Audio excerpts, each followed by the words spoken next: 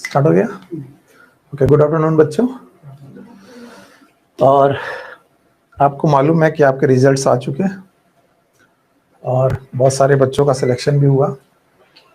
ज़्यादा time waste नहीं करेंगे, क्लास को हम लोग क्लास की तरह ही रखते हैं, हम लोग टाइम वेस्ट करते नहीं ज़्यादा मोटिवेशन में। बस दो बातें ये कहूँगा कि जितने लोगों का भी सिलेक्शन नहीं हुआ और जितने लोगों का भी सिलेक्शन हुआ उनके स्ट्रक्चर में कोई डिफरेंस नहीं था। All of them are the human being with the same organ system, और केवल डिफरेंस होता है डिटर्मिनेशन का और टाइम को यूज करने के तरीके का। कुछ लोग मुझे ऐसे भी लाइफ में मिले हैं, उनमें से मेरे एक फ्रेंड भी थे जो उठते बैठते खाते पीते इवन सोते, आप बोलोगे सोते समय कैसे कोई पढ़ सकता है, सोते समय भी पढ़ते हैं। वो मुझे कहता था कि सुनील, जब मैं सो जाता हूं तो मुझे अपनी बुक्स के सपने आते थे। सो अब ये सोते समय भी पढ़ने जैसा हो गया। ऐसे लोग जो हमेशा अपनी बुक्स और अपने सिलेक्शन के बारे में सोच रहे हैं, उनके तो चांसेस हैं सेलेक्ट होने के। अदरवाइज आप जहां भी बैठे हो, जो भी कर रहे हो, अब आप स्थितियों को सोचने की कोशिश करिए। जब टॉपर 720 आउट ऑफ 720 हो सकता है किसी नेशनल एग्जाम में, अगर टॉपर ये आ रहा है तो आप समझ लो कि आपकी क्या आफत होने वाली है। पहले तो दो तीन बातें मैं आपको बोल दूं कि लोगों को लगता है कि हलवा है, मैं लिखना नहीं चाहता हूं, लोगों को लगता है कि चीजें हलवा है, सिंपल है, तो अपनी लाइफ में से सिंपल चीजें हटा दीजिए। Whenever you are going very simple way, you are in the wrong way. एकदम ये रूल बना के देख लो, simple way is the wrong way. आप कहोगे सर अच्छा ऐसी क्या बात करो, मैं बहुत इंटेलिजेंट हूं। इंटेलिजेंसी एक कांस्टेंट प्रॉपर्टी नहीं है। इंटेलिजेंसी कांस्टेंट प्रॉपर्टी नहीं है, दो तीन बार आप समझ लीजिए। और व्हेनेवर आपका पाथ थोड़ा सा डिफिकल्ट है, डिफिकल्ट का मतलब है आप उसके साथ स्ट्रगल कर रहे हैं, then you are in right path. और इसको मैं आपके बायोलॉजिकल सिस्टम और एक बड़े बढ़िया ऑर्गन से रिलेट करके बताने की कोशिश करता हूं। आप लोग इस ऑर्गन को हार्ट के नाम से जानते हो, और हार्ट का स्ट्रगल ये है, हार्ट का ये स्ट्रगल है कि उसे सिस्टोल करना है और डायस्टोल करना है। याद रखना, ये systole and diastole they seems simple but they are not simple, they are a little bit difficult. लेकिन हार्ट में ये चीजें सिंपल क्यों एज्यूम हो पा रही हैं? जस्ट बिकॉज ये एक प्रैक्टिस बन चुका है। आपकी डिफिकल्टीज आपकी जब प्रैक्टिस बन जाती हैं तब आपको वो बहुत सिंपल लगती है। और अगर एक दिन हार्ट ये बोले कि बड़ा स्ट्रगल है, मुझे रोज सिस्टोल रोज डायस्टोल करना पड़ता है, मैं जब से पैदा हुआ हूं तब से धड़क रहा हूं, इवन उसके पहले से धड़क रहा हूं, जब आप अपने मम्मा के पेट में 2 महीने के थे तब से हार्ट बन चुका है, तब से धड़क रहा है,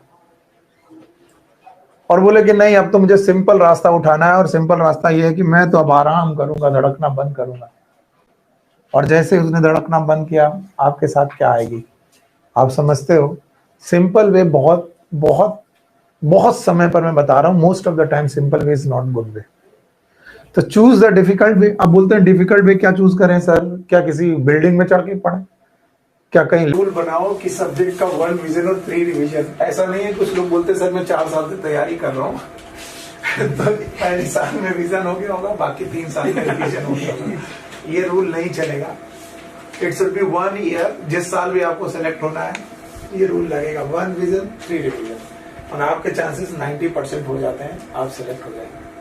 और जितने लोग ये कर लें और फिर सिलेक्शन ना हो, तब आप मेरे पास आइएगा कि सर आपने झूठ बोला था, फिर भी मैं बच निकलूंगा, क्योंकि देयर आर 90% चांसेस, 10% चांसेस फिर भी नहीं है आपके, क्योंकि बहुत सारी चीजें। मेरा एक दोस्त है और एक स्टूडेंट भी इस साल पढ़ा रहा हूँ, अमंग द टॉपर था, मतलब हमारी ओमेगा की लिस्ट में टॉप करता था।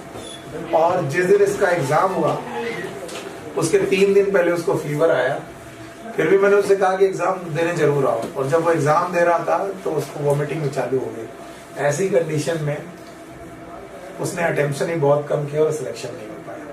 सो ज्यादा टाइम वेस्ट किए बिना हम लोग अपने टॉपिक को आगे बढ़ाते हैं। बाकी बातें हम लोग धीरे धीरे करते रहेंगे, पर एक रूल बना लो। बहुत सारे मोटिवेशन की जरूरत नहीं होती कि हमें कोई आके मोटिवेट कर दे। Rule 1 revision 3 revision. 2 साल मेरे सिलेक्शन नहीं हुए थे, 2 साल सिलेक्शन ना होने के बाद मेरे दोस्तों का जब सिलेक्शन हो गया और उन्होंने मुझसे मिलना बंद कर दिया, तो मोटिवेशन अपने आप से पैदा हुआ।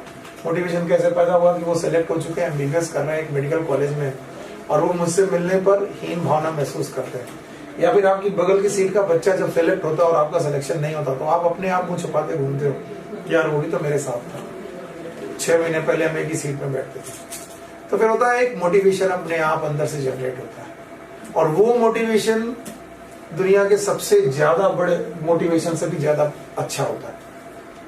बाहर के लोग आपको कह जाएंगे, सुन लोगे, निकल लोगे, पर जो अंदर से जुड़ेगा वही बेस्ट है। सो एक रूल बना लो, जिंदगी को रूल्स की तरह जियो कि ये रूल हुआ नहीं हुआ तो फिर आप सिलेक्ट नहीं होगे। मेरा जब 2 साल सिलेक्शन नहीं हुआ तो मैं कहता था क्या करूं मैं, तो मुझे क्या था, नींद भी बहुत आती थी। तो होता क्या था कि मेरी बायोलॉजिकल साइकिल डिस्टर्ब रहती थी। तो बायोलॉजिकल साइकिल डिस्टर्ब रहती थी कि मैं रात को 11 बजे सोचने लगता था अब सो जाऊं, अब सो जाऊं, अब सो जाऊं, सुबह जल्दी उठ के पढ़ूंगा, और ये सोचते सोचते कि सो जाऊं सो जाऊं सो जाऊं मुझे रात के 2:30 बज जाते थे। और फिर मैं 2:30 बजे सोता था तो मतलब 10 बजे उठाऊं और फिर मेरी फिर बायोलॉजिकल साइकिल पैदा हो गई। तो मेरे टीचर थे, उन्होंने बोला एक रूल जो मैंने बनाए थे वो मैं तुम्हें सिखा दे रहा हूँ, बाकी हर बंदे के रूल अलग होते हैं, जो मैंने किया वही आप करो, जरूरी नहीं। वो कहते थे जब जागो, जब तक जाग रहे हो केवल एक काम है, पढ़ो, और इतना पढ़ो कि पढ़ते पढ़ते सो जाओ। तो उन्होंने यही लिखवा दिया था मुझसे बुक्स में, पढ़ते पढ़ते सो जाओ, और जब सो जाओगे तो कोई दिक्कत नहीं, और फिर जब जागो फिर पढ़ने लगो। तो लाइफ में केवल 2 ही काम थे, जब तक जागता था तब तक पढ़ता था और या फिर सो जाता था। अच्छा, 1-2 साल अगर सिलेक्शन ना हो तो आपको पार्टियों शादी के माहौल में जाने में भी डर लगता है। क्यों? क्योंकि लोग पूछते हैं बच्चा क्या कर रहा है, और तुम कहते हो तैयारी, और आपका 2 साल सिलेक्शन नहीं हुआ तो वो पूछते हैं अब तक तैयारी कर रहे हो, मेरी बिटिया तो फला न्यूयॉर्क में चली गई। तो आपको लगता है भैया आप अपनी बिटिया संभालो, हमको अपना वो समस्या सबसे ज्यादा तकलीफ होती है जब आपसे आके पूछता है आदमी कि क्या कर रहे हो, आपने थाली में प्लेट में पनीर का टुकड़ा उठाया, बेटा क्या कर रहे हो। ये हैपेंस, ये मेरे साथ बहुत हुआ। मैंने रूल बनाया, जब जाऊंगा पढ़ता रहूंगा, सो जाऊंगा, और ऐसे कुछ और रूल्स थे जब समय समय पर मैं तुम्हें बताता जाऊंगा। मेरे पिताजी ने कहा कि अगर तुम्हारा सिलेक्शन नहीं हुआ, तुम बीएससी भी नहीं कर रहे हो। मैंने बीएससी की नहीं, 12th के बाद तैयारी कर रहा था, 3 साल हो गए थे, सारे लोगों के बीएससी पूरे हो चुके थे। तो उन्होंने कहा तुम्हें आलू की ठेल लगानी पड़ेगी। तो मैंने ऐसे ही हंसते हंसते उनसे बोल दिया, ये मेरा डायलॉग था, आला दैट इज स्टेथोस्कोप, स्कोप होता है जो हम लोग स्टेथोस्कोप लगाते हैं, आला उसे हिंदी में बोलते हैं। तो मैं कहता था या तो मैं लगाऊंगा आला और या तो मैं लगाऊंगा आलू। तो जब 3 साल सिलेक्शन नहीं हुआ तो पिताजी ने मजाक में कहा बेटा मैं तुम्हारे लिए ठेल खरीद देता हूँ, क्योंकि अब आला लगा नहीं पा रहे तो आलू लगाओ। लेकिन चमत्कार कभी भी होते हैं, उसी साल जिस साल पिताजी ने मेरी ऑल इंडिया रैंक देख करके बोला तुम्हारा सिलेक्शन नहीं हुआ, तुम्हारे लिए आलू खरीद लेता हूँ, तो सीपीएमटी ने मुझे हीरो बना दिया और मेरा सिलेक्शन हो गया। तो याद रखना, अगर आप प्रिपेयर्ड हो तो आपके साथ चांस फेवर करता है। इनका नाम याद रखना, कई बार मैंने बोला है, पास्चर, लुइस पास्चर कहते थे chance favour the trained mind. बोलते हैं चांस मिलता है सबको, लेकिन चांस का फायदा वही उठा पाते हैं जो ट्रेंड होते हैं। तो chance favours the trained mind. तो अपने आप को इतना ट्रेंड रखो कि अगर एक छोटा सा भी चांस मिले आपका सिलेक्शन हो जाना चाहिए। तो उन 3 सालों में मैंने अपनी इतनी बढ़िया ट्रेनिंग करके रखी थी कि मेरे सारे सिलेक्शन नहीं हो पा रहे थे, लेकिन सीपीएमटी में जब एग्जाम आया तो मेरी उन्हीं उसमें जो एक सीपीएमटी का एक अलग चांस मिला, उस चांस से मेरा काम हो गया। तो जादू होते हैं, लेकिन इन सारी जादू के पीछे आपकी कड़ी मेहनत होती है, बहुत मेहनत। और जो लोग कहते हैं कि नहीं आसानी से मैं सेलेक्ट हो गया, भैया होंगे कुछ बिरले ऐसे जो आसानी से सेलेक्ट हो जाते हैं, जो सिंपल वे में सेलेक्ट हो जाते हैं। बोले बड़ी सिंपल तरीके से सर पढ़ा रहे, मैं घबरा जाता हूँ। अच्छा, इसका मतलब तुम स्ट्रगल नहीं कर रहे हो सब्जेक्ट के साथ, और अगर तुम सब्जेक्ट के साथ स्ट्रगल नहीं कर रहे हो तो तुम सीख कुछ नहीं रहे हो, तुम्हें केवल एक सूडो फीलिंग हो रही, सुनिए सर बड़ा अच्छा पढ़ा रहे। वो अच्छा पढ़ाना एक अच्छी कहानी जैसा होता है। आपने सुना, कहानी याद भी रही, लेकिन कहानी का हर एक मोमेंट याद नहीं रहता, चाहे कितनी भी अच्छी कहानी हो। बट जब आप कहानी कहते हो, जैसे मुझे एक कहानी सुनानी पड़े अपने बच्चे को, तो मैं फिर बताऊंगा एक झरना था, तो मेरे दिमाग में एक इमेज बन रही है। अब मैं बच्चे को अगला पॉइंट क्या बताऊं, बेटा झरने के बगल में एक पेड़ था, ये मेरी इमेजिनेशन है। उस पेड़ के बगल में बेटा एक गुफा थी, उस गुफा के अंदर एक शेर था। अब बताओ, तुमने सुनी, मैंने क्रिएट की, क्रिएट करने से क्या क्रिएट हुई, picture memory. So always be on, आपको उस छोर पर होना है जो सुना सके, जो पिक्चर मेमोरी क्रिएट कर सके। जैसे मैं यहाँ पर पढ़ा देता हूँ, कल मैंने आपको एनिमल किंगडम की कुछ बातें पढ़ाई, आपने सुनी, आपने कहा वाह सर लाजवाब, बहुत बढ़िया पढ़ाया, लेकिन इससे सिलेक्शन नहीं होगा। जब आप इसे कहने के मोड पे आओगे, जैसे मेरे साथ कहो और टॉपिक शुरू करो। क्या मैंने बोला था कि लीनियस ने बोला दुनिया में 2 किंगडम है, वन इज प्लांट, जिनके पास सेल वॉल नहीं है वो एनिमल, जो लोकोमोशन करते हैं वो एनिमल। फिर उन्होंने बोला कि एनिमल यूनिसेलुलर भी हो सकता है और मल्टीसेलुलर। विटेकर ने ऐसा नहीं कहा, विटेकर ने कहा एनिमल हमेशा कैसा होगा, कितनी आसानी से आपने समझा। और अब आपने बोला कि सर एनिमल को हम लोगों ने 2 पार्ट में बांटा, इस rather protozoa and Metazoa, protozoa and Metazoa, unicellular protozoa और मल्टीसेलुलर मेटाजोआ, और मेटाजोआ को फर्दर 2 पार्ट में बांटा, पैराजोआ, याद है पैराजोआ के पास सेल्स थी लेकिन टिश्यू नहीं था, इनके पास एक ही सेल थी, बोलो कौन, प्रोटोजोआ। पैराजोआ के पास एक सेल थी कि बहुत सारी, लेकिन टिश्यू नहीं था, एग्जांपल पोरी। और यू मेटाजोआ के पास टिश्यू, ऑर्गन सिस्टम, इनमें से कुछ ना कुछ जरूर होगा। और इस तरीके से आपने उठाया सीलेंट डेटा से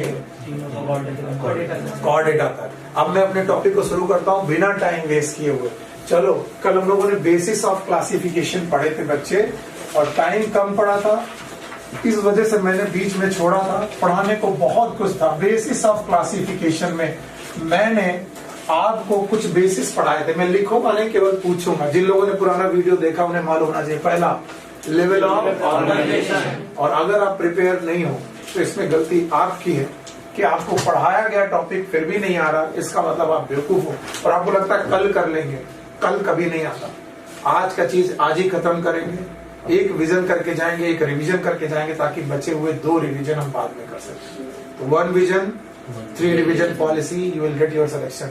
और बेटा सिलेक्शन उतना मुश्किल नहीं है जितना हम टीचर्स उसे बना देते हैं। हम तुम्हें बताते हैं कितना मुश्किल है सब्जेक्ट, फिर उसे और ऐसा समझा करके पढ़ाने की कोशिश करते हैं। नहीं, आप स्ट्रगल करो सब्जेक्ट के साथ, मैं आपके साथ। इतना आपको मालूम चल गया है कि नॉलेज में मैं आपको बेवकूफ नहीं बनाऊंगा, और आप रिवीजन में मुझे बेवकूफ मत बनाइए। और अभी मैंने बोल दिया 20 अक्टूबर के बाद से शाम को भी एक बैच चलेगा एनसीईआरटी 2 का। सो बी प्रिपेयर। अभी मत कहना कि सर ज्यादा स्ट्रगल होगा। तो सुबह एनसीईआरटी 1 मतलब 12 से 2, और 5 से 7 या 6 से 8 एनसीईआरटी 2, दोनों ही टॉपिक एनसीईआरटी 1 और एनसीईआरटी 2 चलेंगे, तभी टॉपिक पूरे हो पाएंगे। चलिए, सो बेसिस ऑफ क्लासिफिकेशन मैंने पहले बोला क्या था, लेवल ऑफ ऑर्गेनाइजेशन। तो आपने बोला कि सर बड़ा आसान है लेवल ऑफ ऑर्गेनाइजेशन को समझना, और आपने कहा sir total 4 level of organization हम लोग जानते हैं। देखो बेटा, पहला लेवल था जिसको हम लोगों ने क्या नाम दिया, सेलुलर। सेलुलर लेवल का मतलब है क्या एक सेल है कि मैनी सेल है? मैनी सेल, लेकिन टिश्यू टिश्यू की डेफिनेशन के 4 पॉइंट याद है। Group of cell having common must be coordinated. Coordination के लिए क्या चाहिए, नर्वस टिश्यू। और नर्वस टिश्यू बेटा पोरीफेरा में, तो कोऑर्डिनेशन। इसलिए बहुत सारी सेल होने के बावजूद भी पोरीफेरा कैसे हैं, टिश्यू रखते हैं कि नहीं रखते हैं? ऑल्दो उन सेल में डिवीजन ऑफ लेबर है, बट टिश्यू नहीं। सेलुलर लेवल के बाद आपके पास आया टिश्यू लेवल। मैंने कहा इन लोगों ने पहली बार नर्वस सिस्टम पैदा किया, और बेटा सेल्स के बीच में क्या पैदा हुए, कोऑर्डिनेशन। क्या पैदा हुए, कोऑर्डिनेशन। तो टिश्यू लेवल में 2 लोग आए, मैंने पढ़ाए थे, आपको देखना चाहिए। One is known as Ctenophora और एक कौन, सीलेट बेटा। पहले किसका नाम आना चाहिए, सीलेट बेटा, फिर किसका नाम आना चाहिए, मैंने लिख दिया, आप ध्यान सुन लो। टिश्यू लेवल के बाद आया आपको ऑर्गन लेवल। ऑर्गन लेवल वो लोग हैं जिन्होंने टिश्यू से ऑर्गन बनाए। वैसे इसमें एक ही नाम आपकी एनसीईआरटी लिखती है, it is known as platyhelminthes. Platyhelminthes, these are organ level of organization. और इसके बाद आया organ system level of organization. और मैं ऑर्गन सिस्टम सिखा रहा था आपको ताकि मेरी टॉपिक को स्मूथली मैं आगे बढ़ा सकूं, सिंपल कर सकूं। ऑल दो टॉपिक कई बार मुश्किल होते हैं, लेकिन उन्हें सिंपल करने की कोशिश कर रहा हूं, पर आप भी उसी सिंपलिसिटी को पकड़ने की कोशिश करिए।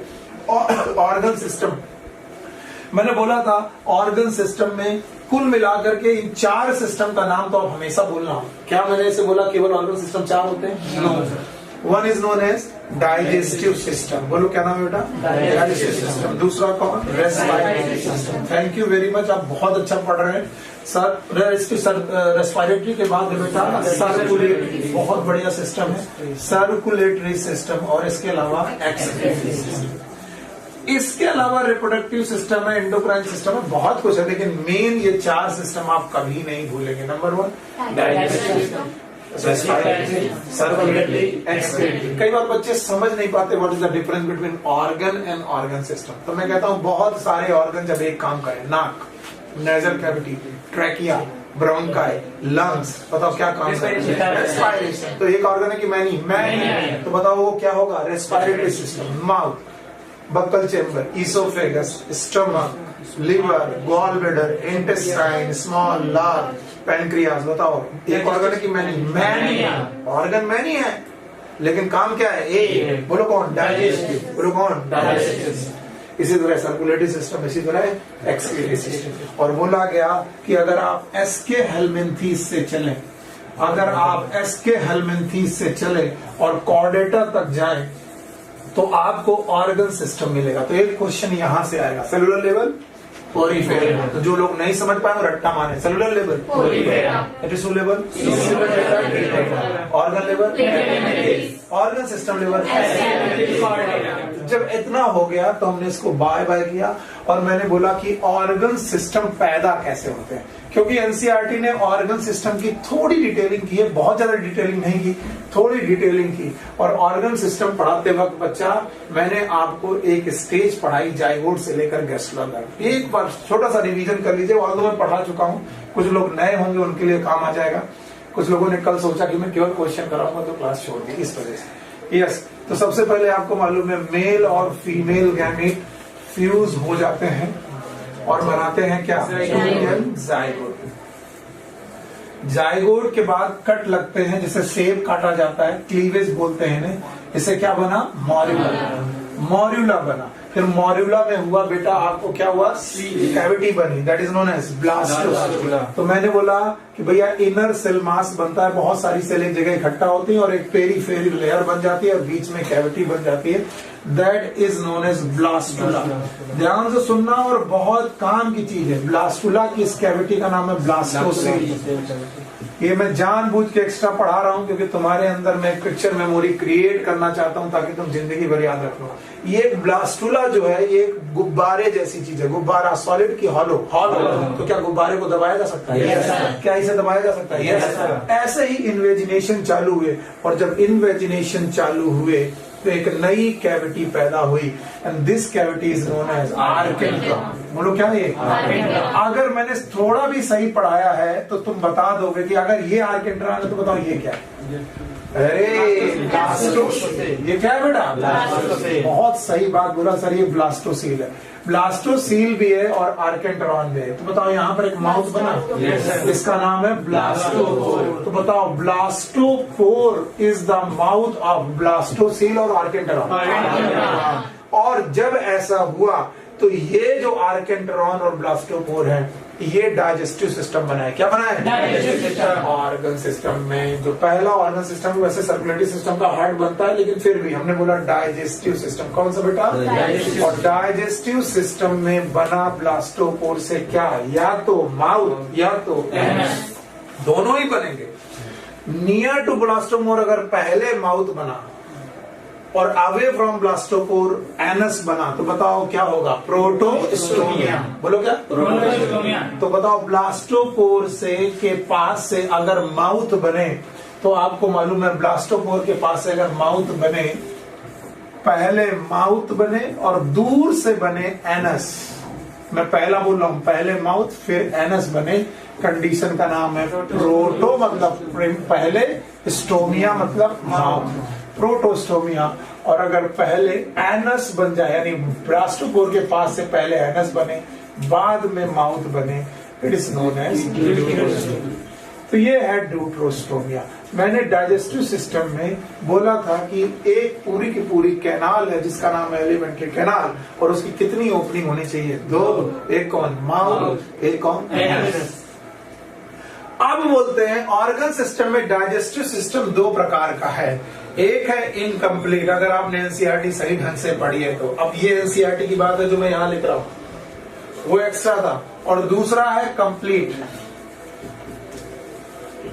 कंप्लीट में बोलते हैं एलिमेंट्री कैनाल की 2 ओपनिंग है। मैं सिंपल बना रहा हूं, एक ट्यूब लाइक स्ट्रक्चर है। माउथ अलग है बेटा और एनस अलग है, और माउथ और एनस अगर अलग अलग हो तो डाइजेस्टिव सिस्टम क्या माना जाएगा? कंप्लीट। और अगर बेटा पूरी की पूरी एलिमेंट्री कैनाल में एक ही ओपनिंग है, वही माउथ है और वही एनस है, यानी एक ही ओपनिंग माउथ और एनस की तरह बिहेव कर रही है, this is known as incomplete. और incomplete digestive system is present in platyhelminthes. एसके नहीं, प्लैटीहेल्मिन्थेस। एनसीईआरटी की लाइनें अंडरलाइन होनी चाहिए और बिल्कुल घोट डालो। एनसीईआरटी की कोई भी लाइन से क्वेश्चन इधर से उधर नहीं होगा, ये याद रखना। प्लैटीहेल्मिन्थेस में इनकम्प्लीट डाइजेस्टिव सिस्टम है। क्या ये शब्द कहीं आपको मिल रहा है एनसीईआरटी में? देखिए, इनकम्प्लीट और कंप्लीट मिल रहा है। यस, एनसीईआरटी पास में रखिए। माउथ और एनस अगर एक ही ओपनिंग हो, और ऐसे प्लान का जब माउथ और एनस एक ही जगह पर हो, this plan is known as blind sac plan. ये क्वेश्चन भी पूछा गया, ब्लाइंड सैक प्लान। बताओ, डाइजेस्टिव सिस्टम में ब्लाइंड सैक प्लान रखना किसका फीचर है? Feature of platyhelminthes. क्या मैं इसे हटाऊं? ऑर्गन सिस्टम में पहला ऑर्गन आपके सामने आ चुका है, जल्दी जल्दी निपट लो। बताओ, जाइगोट बना, जाइगोट से क्या बना? मॉरुला। मॉरुला के बाद क्या बना? ब्लास्टुला। ब्लास्टुला की कैविटी का नाम ब्लास्टोसिस्ट। उसमें इन्वेजिनेशन हुए, क्या बनी? आर्केंट्रान। आर्केंट्रान के माउथ का नाम ब्लास्टो। ब्लास्टोपोर डाइजेस्टिव सिस्टम के माउथ और एनस को बनाता है। नियर ब्लास्टोपोर पहले बने माउथ, बाद में एनस। बोलो, प्रोटोस्टोमिया। और पहले एनस, बाद में माउथ। बोलो, ड्यूटरोस्टोमिया। बताओ, कौन 2 लोग हैं, 3 लोग हैं जिन्हें ड्यूटरोस्टोमिया बोल सकते हो? कल 2 बताए थे आपको, मालूम है कौन कौन? इकाइनोडर्मेटा, हेमिकॉर्डिका। इकाइनोडर्मेटा, हेमिकॉर्डिका। बाकी सारे लोग कैसे हैं? Protostomia. Protostomia. And now digestive system पढ़ लेने के बाद एनसीईआरटी एक दूसरे सिस्टम की बात करती है। मैं एनसीईआरटी के बाहर अब नहीं जाऊंगा, और वो दूसरा सिस्टम है सर्कुलेटरी सिस्टम। अगर आप बुक लेकर के बैठे हो तो आपको मालूम है उन्होंने दूसरा सिस्टम बताया है, सर्कुलेटरी सिस्टम। और वो बोलते हैं सर्कुलेटरी सिस्टम मेनली 2 तरीके से आपको देखने को मिलेगा। One is known as open circulatory system और दूसरा है close circulatory system.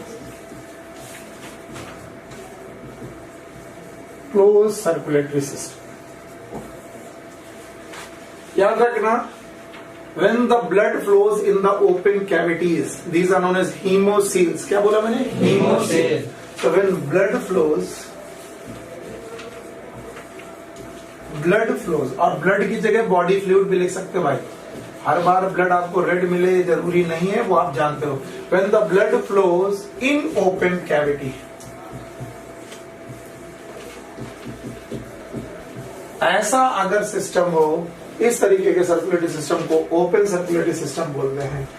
When blood flows in veins and arteries, either blood vessels, when blood flows,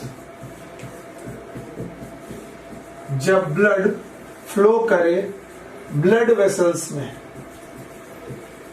और ह्यूमन के केस में इन ब्लड वेसल्स के 2 नाम हैं, या तो आर्टरी या तो वेन्स एटसेट्रा।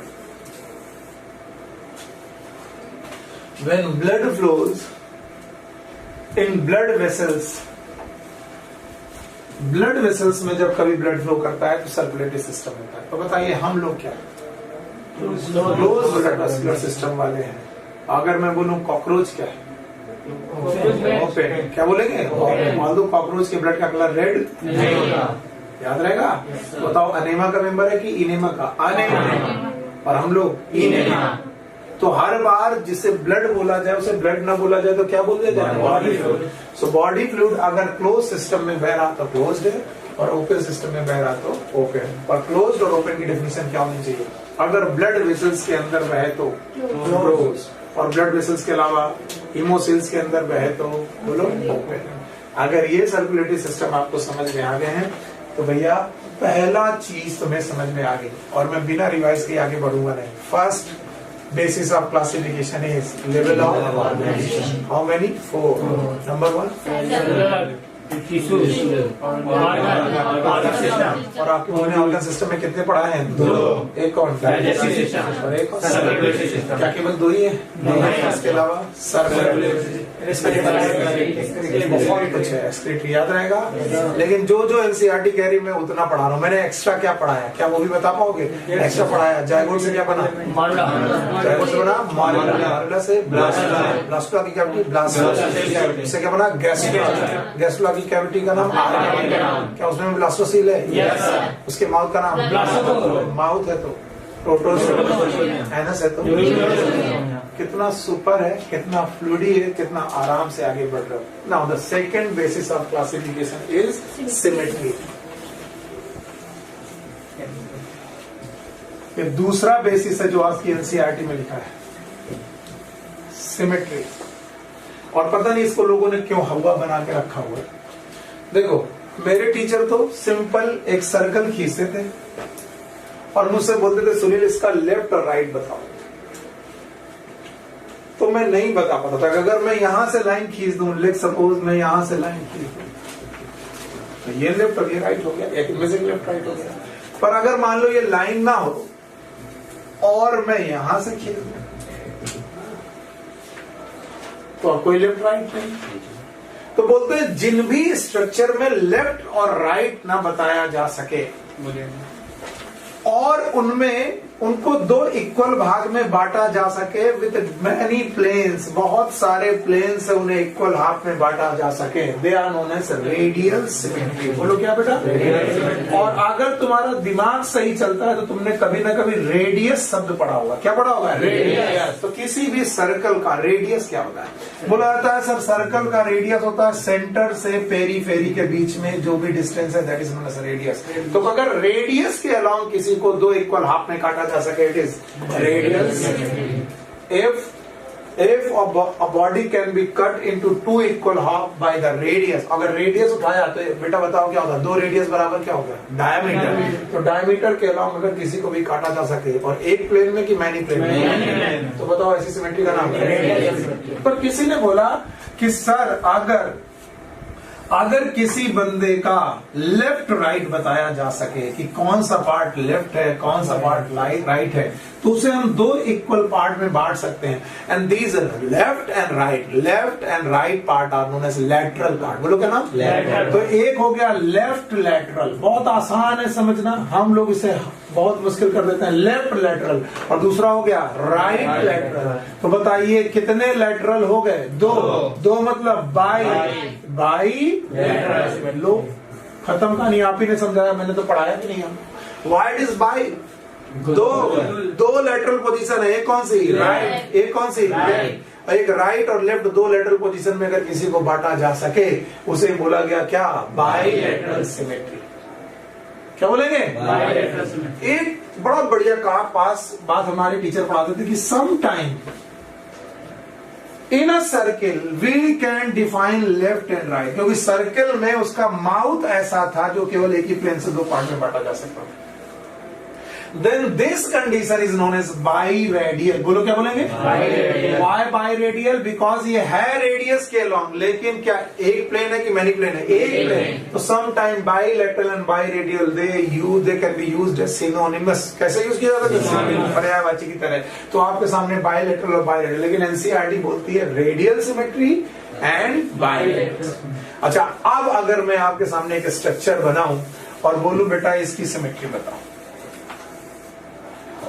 आप क्या बोलोगे? सिमेट्रिकल कि एसिमेट्रिकल? एसिमेट्रिकल। फिर there is a no plane of symmetry, that is known as asymmetrical. अगर किसी में नो प्लेन ऑफ सिमेट्री है उसे क्या बोलेंगे? एसिमेट्रिकल। तो on the basis of symmetry आप कितने तरीके की कंडीशन पढ़ सकते हैं? Number 1 asymmetrical. Okay, number 1 is asymmetrical. दूसरा कौन? Bilateral symmetry. नंबर तीसरा कौन? Radial symmetry. पक्का? अब सुनो, एसिमेट्रिकल के केस में there is a most of the Porifera. क्या मैंने ऑल पोरीफेरा लिखा है? आज के बाद से ऑल पोरीफेरा लिखना बंद कर देना, क्योंकि कुछ पोरीफेरा के मेंबर रेडियल सिमेट्री शो कर सकते हैं। इसका मतलब most of the Porifera member कैसे हैं बेटा? Asymmetrical. And now radial symmetry में 3 लोगों के नाम लिखना है। वन इज टीनोफोरा, ऑल्दो इसके पहले मुझे लिखना चाहिए था सीलेंट्रेटा, सीलेंट्रेटा और एडल्ट इकाइनोडर्मेटा। इकाइनोडर्मेटा नहीं, बोलो क्या लिखोगे? Adult Echinodermata. और देखिए कल की क्लास का फायदा क्या है, जो लोग आज पहली बार इसे पढ़ रहे होंगे वो भौचक होंगे कि सर ये कौन कौन से नाम बता दे रहे हैं। क्या कल मैंने आपको 11 फाइलम के नाम गिनाए थे? yes, कुछ लोगों के लिए एक बार रिवाइज कर दीजिए, बोलो।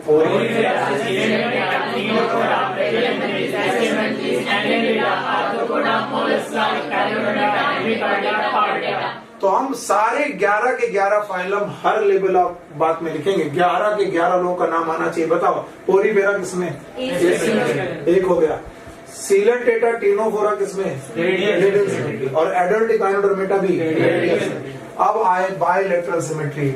बायलैटरल सिमेट्री में कौन कौन आएगा बताओ? प्लैटीहेल्मिन्थेस। फिर से बोलो, प्लैटीहेल्मिन्थेस माय बच्चे। और इसके बाद आप नाम लिखते जाओ। इसके बाद एनालिडा, आर्थ्रोपोडा होगा, और कौन? मोलस्का, और कौन? इकाइनोडर्मेटा। बताओ इकाइनोडर्मेटा का कौन?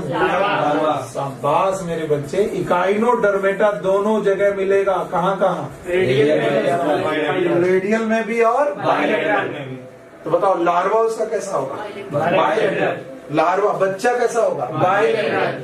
और बड़ा रेडियल। और कभी घबरा जाना तो सितारा मछली देखे हो? सितारा मछली।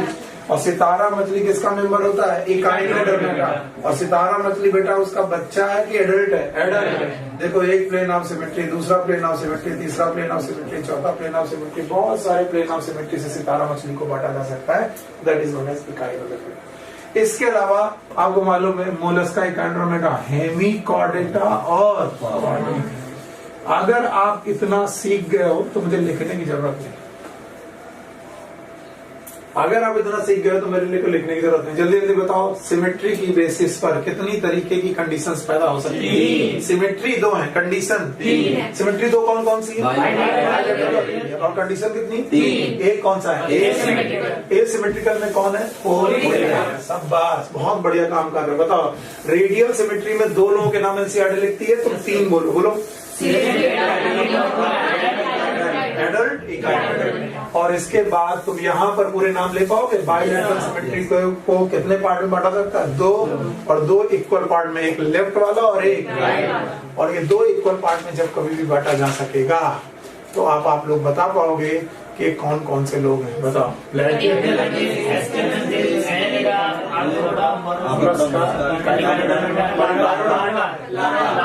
तो इकाइनोडर्मेटा के पास दोनों कंडीशन है? yes, वो कैसा? पक्का? yes, इसी तरीके से मोलस्का के पास भी 2 कंडीशन। कितनी? 2। कितनी? 2। लार्वा और बेटा जुवेनाइल स्टेज, बच्चा वाला भी और लार्वा वाला दोनों स्टेज हैं बायलैटरल, लेकिन उनमें टॉरिजन आ जाता है। क्या जाता है? टॉरिजन। घोंगा देखा? घोंगा, घोंगा पाइला। तो टॉरिजन आ जाने की वजह से दे बिकम एसिमेट्रिकल। कैसा हो जाता है? मोलस्का कुछ बदतमीजियां करते। चलो इकाइनोडर्मेटा की बदतमीजी बताओ। लार्वा बायलैटरल, एडल्ट, मोलस्का के बारे में बोलो। Larva and juvenile most of the time they are bilateral. और अगर एडल्ट कभी कभी, ऑलवेज की कभी कभी क्या हो जाता है? Torsion, twist. शंख देखा ना?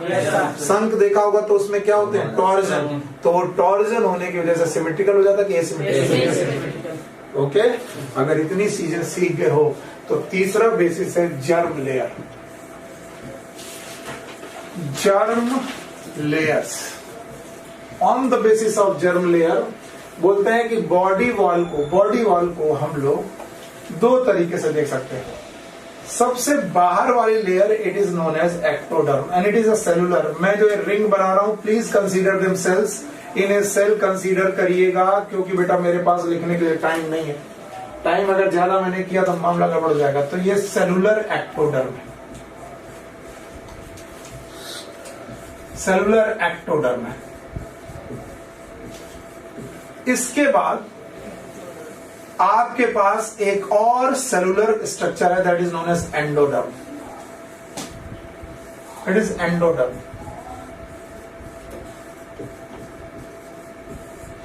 और बीच में this is a cavity, this is a cavity, और बीच में this is non cellular but liquid layer, it is known as mesoglea.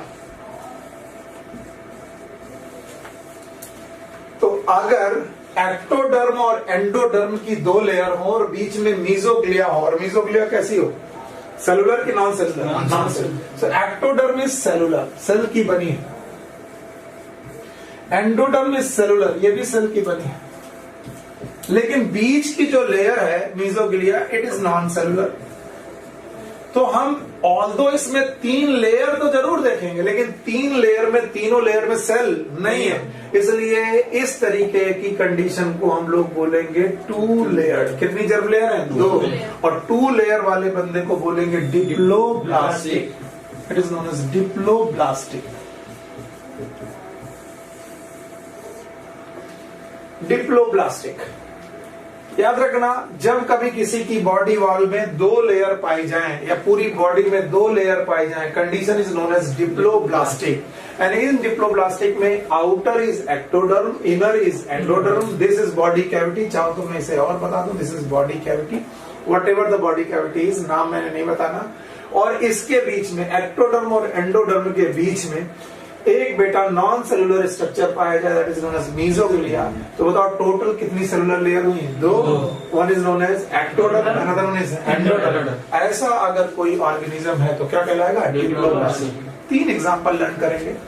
NCERT एक एग्जांपल देती है, पर मैं 11 के 11 फाइलम लेके चल रहा हूं, इसलिए 3 एग्जांपल बताता हूं। एक तो आप लोग पोरीफेरा का नाम लिखेंगे, पर याद रखना पोरीफेरा की जो नॉन सेलुलर स्ट्रक्चर है, I am sorry, this non cellular structure is known as mesenchyme.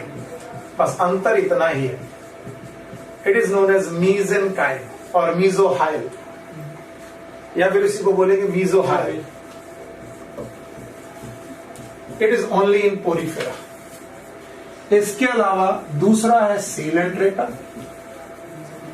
और तीसरा है टीनोफोरा। मैं 11 के 11 फाइलम को आपके सामने गिनता हूं हर बार, हर बेसिस में, इसलिए मैंने 3 नाम लिखे। तो जब बेटा एक्टोडर्म और एंडोडर्म हो और बीच में एक नॉन सेलुलर लेयर प्रेजेंट हो और सबसे अंदर एक बॉडी कैविटी हो, body cavity whatever the body cavity, मैंने इसका नाम सीलोम विलोम नहीं बोला, जो भी बॉडी कैविटी है, इसके बाद जब कंडीशन आई, कंडीशन का नाम क्या होगा? और चूंकि मुझे कितने फाइलम गिनने? 11 में से 3 मैंने गिन डाले। वो लोग कौन? ये कैसे हैं? डिप्लोब्लास्टिक। अगर आप डिप्लोब्लास्टिक समझ सके तो आपके सामने पता चल गया, they are the organism with 2 germ layer. They are the organism with 2 germ layer. 2 germ layer के साथ जो भी ऑर्गेनिज्म होते हैं उन्हें हम लोग डिप्लोब्लास्टिक बोलते हैं। और 3 एग्जाम्पल है इनमें, पोरीफेरा, सीलेंट्रेटा, टीनोफोरा। ऑल्दो आप एनसीईआरटी जब पढ़ेंगे तो वहां पर केवल एग्जाम्पल किसका दिया है? सीलेंट्रेटा। इसका दिया है सीलेंट्रेटा। पर डरना नहीं, Porifera, Coelenterata and Ctenophora, all of them are diploblastic. Okay, now इसके बाद जर्म लेयर में तीसरी कंडीशन देखिए। पहली कंडीशन ये है कि आपको आउटर मिलेगी ectoderm, it is a cellular outer ectoderm. Inner मिलेगी आपको एंडोडर्म।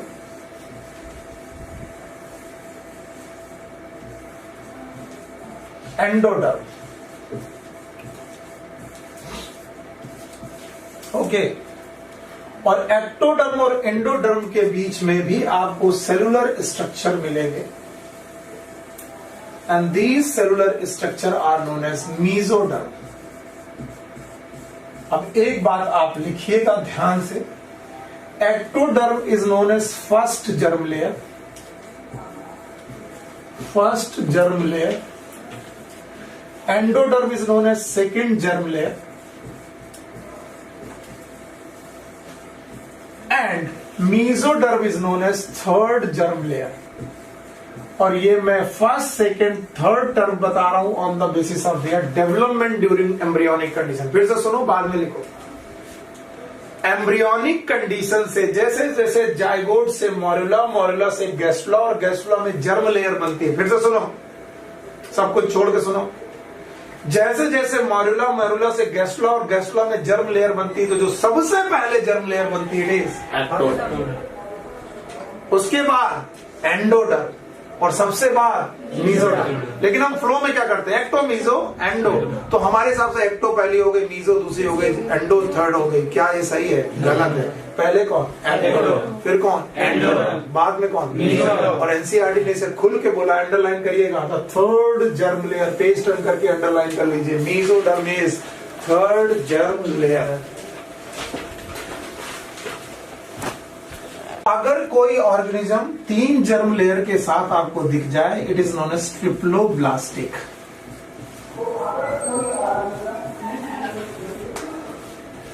ट्रिप्लोब्लास्टिक। और एक बड़ी सी लाइन लिखिएगा, आपकी एनसीईआरटी में लिख लीजिएगा, all worms are triploblastic. All worms are triploblastic. अब आपके सामने मैं किसी भी वर्म का नाम लूं और मैं पूछूं डिप्लोब्लास्टिक है कि ट्रिप्लोब्लास्टिक है, आप क्या बोलोगे? ट्रिप्लोब्लास्टिक। बताओ, platform triploblastic, round worm triploblastic, earth worm triploblastic. तो दुनिया में जहां पर वर्म शब्द शुरू हुआ, वहां से बेटा ट्रिप्लोब्लास्टिक कंडीशन शुरू हुई। और वर्म सबसे पहले कहां से शुरू हुआ? प्लैटीहेल्मिन्थेस। तो याद रखना, प्लैटीहेल्मिन्थेस से लेकर के प्लैटीहेल्मिन्थेस से लेकर कॉर्डेटा तक, all of them are triploblastic. बस मैं जानता हूं कि मैं जो कर रहा हूं बकवास है, लेकिन बुलवाऊंगा जरूर। प्लैटी के बाद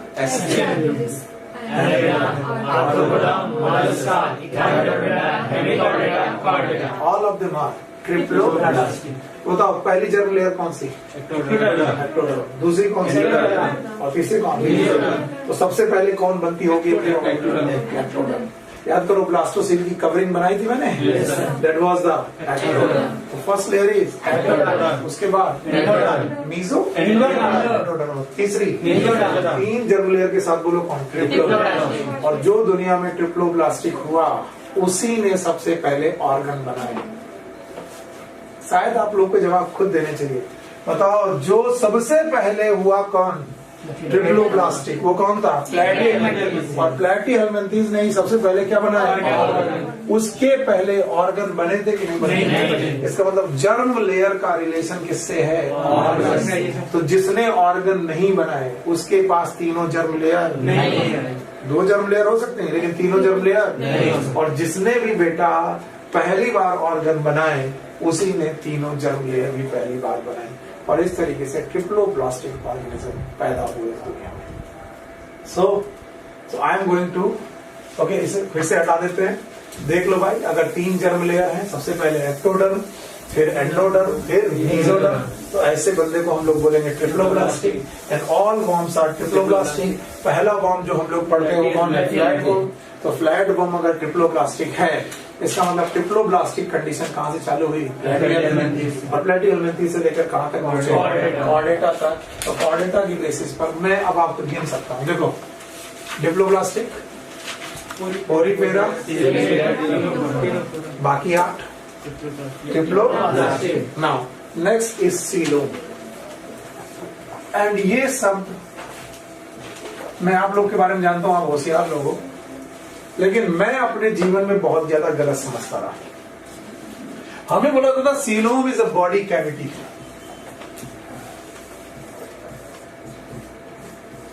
और अगर आपके पास धैर्य रहा तो मैं इसको बहुत अच्छी तरीके से आपको सिखा दूंगा। तो बोला जाता था कि coelom is a body cavity. Body में पाई जाने वाली कैविटी को हम लोग सीलोम बोलते थे, लेकिन ये ट्रू फुल डेफिनेशन नहीं। It's a one part. Body cavity, body में पाई जाने वाली कैविटी इज बॉडी कैविटी। लेकिन ये फुल डेफिनेशन नहीं। क्यों फुल डेफिनेशन नहीं है, आज मैं इसके बारे में आपको आइडिया देता हूं। ध्यान सुनना, जब तक कि तुम अपने आप को या मुझे नहीं देखते हो तब तक ये बात समझ में नहीं आनी। लेट्स सपोज मेरी बॉडी को आपने क्रॉस सेक्शन वाइज कट किया, सर को आपने बीच से काट किया, बोले सर गर्दन से नहीं काटते क्योंकि मेरी बॉडी कैविटी आपको इस रीजन में मिलेगी, that is known as trunk region. Leg में, हैंड में, हेड में बॉडी कैविटी नहीं मिलती है, ट्रंक रीजन में बॉडी कैविटी मिलती है। तो क्या होगा, बॉडी कैविटी वाले रीजन को काटना पड़ेगा। तो जब तुम मुझे काटोगे तो मैं तुमको कुछ यूं कटा हुआ पार्ट में दिखाई पड़ूंगा। अगर आपने सर को काट दिया, बॉटल है किसी के पास,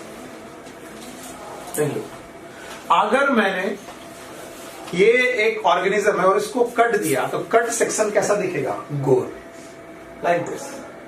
और कट सेक्शन के बीचों बीच में, यानी मेरे बीचों बीच में एक डाइजेस्टिव सिस्टम नाम का एक ट्यूब गया है, उस ट्यूब को आप बोलते हो एलिमेंट्री कैनाल। क्या बोलते हो, alimentary canal. This is alimentary canal. ये डाइजेस्टिव सिस्टम है, यानी मैं लिख दे रहा हूं एलिमेंट्री कैनाल।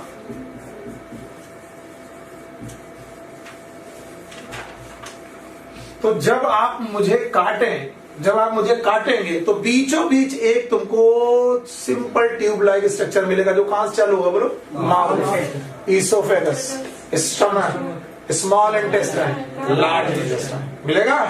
तो इस ट्यूब को हम लोग क्या बोलेंगे, एलिमेंट्री कैनाल। और सबसे बाहर क्या मिलेगा, बॉडी वॉल। बोलो क्या मिलेगा, बॉडी वॉल। ये नहीं body wall, this is a body wall. तो बोलते हैं बॉडी वॉल और एलिमेंट्री कैनाल के बीच में अगर गैप है, if there is a gap between body wall and alimentary canal, structure सही होना।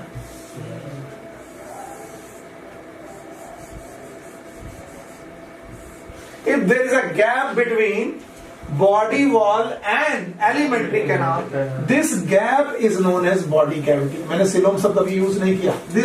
This gap is known as body cavity. अब मैं छोटा सा प्रकाश डालूंगा, रोशनी डालूंगा आपके नॉलेज पर।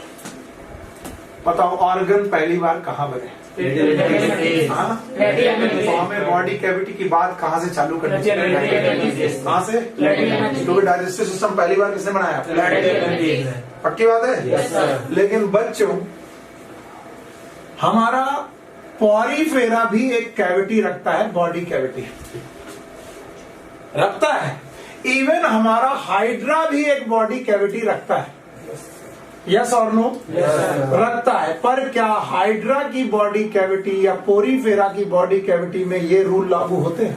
कौन से रूल, कौन से रूल, बॉडी वॉल और एलिमेंट्री कैनाल। तो बताओ, ये बॉडी कैविटी तो है, लेकिन क्या ये बॉडी कैविटी सीलोम कहलाएगी? नो। तो what is the coelom? Coelom उसी बॉडी कैविटी को बोलते हैं ना, सुनना, सीलोम उसी बॉडी कैविटी को बोलते हैं जब वो किसके बीच में हो, एलिमेंट्री कैनाल, बॉडी कैविटी ये भी है, बॉडी कैविटी ये भी है। देखो इनके पास भी बॉडी कैविटी है, पोरीफेरा के पास भी बहुत सारे छेद हैं, सीलेंटेटा के पास भी बॉडी कैविटी है। तो body cavity is acquired by Porifera, even body cavity is acquired by Coelenterata. लेकिन बताओ पोरीफेरा की बॉडी कैविटी सीलोम कहलाएगी कि नहीं? और इनकी क्यों? क्योंकि वो बॉडी कैविटी सीलोम कहलाती है। All the body cavities are not the coelom. वो बॉडी कैविटी सीलोम कहलाती है जिस बॉडी कैविटी किसे किसके बीच में हो, एलिमेंट्री कैनाल और बॉडी वॉल। और एक रूल याद रखना, ये याद रखना कि सीलोम तभी कहलाएगी जब वो दोनों तरफ से मीजोडर्मल टिश्यू से घिरी होगी, मीजोडर्मल टिश्यू से सराउंडेड होगी। जो व्हाइट करे तरीके मैंने बनाए हैं, these are known as mesodermal tissue.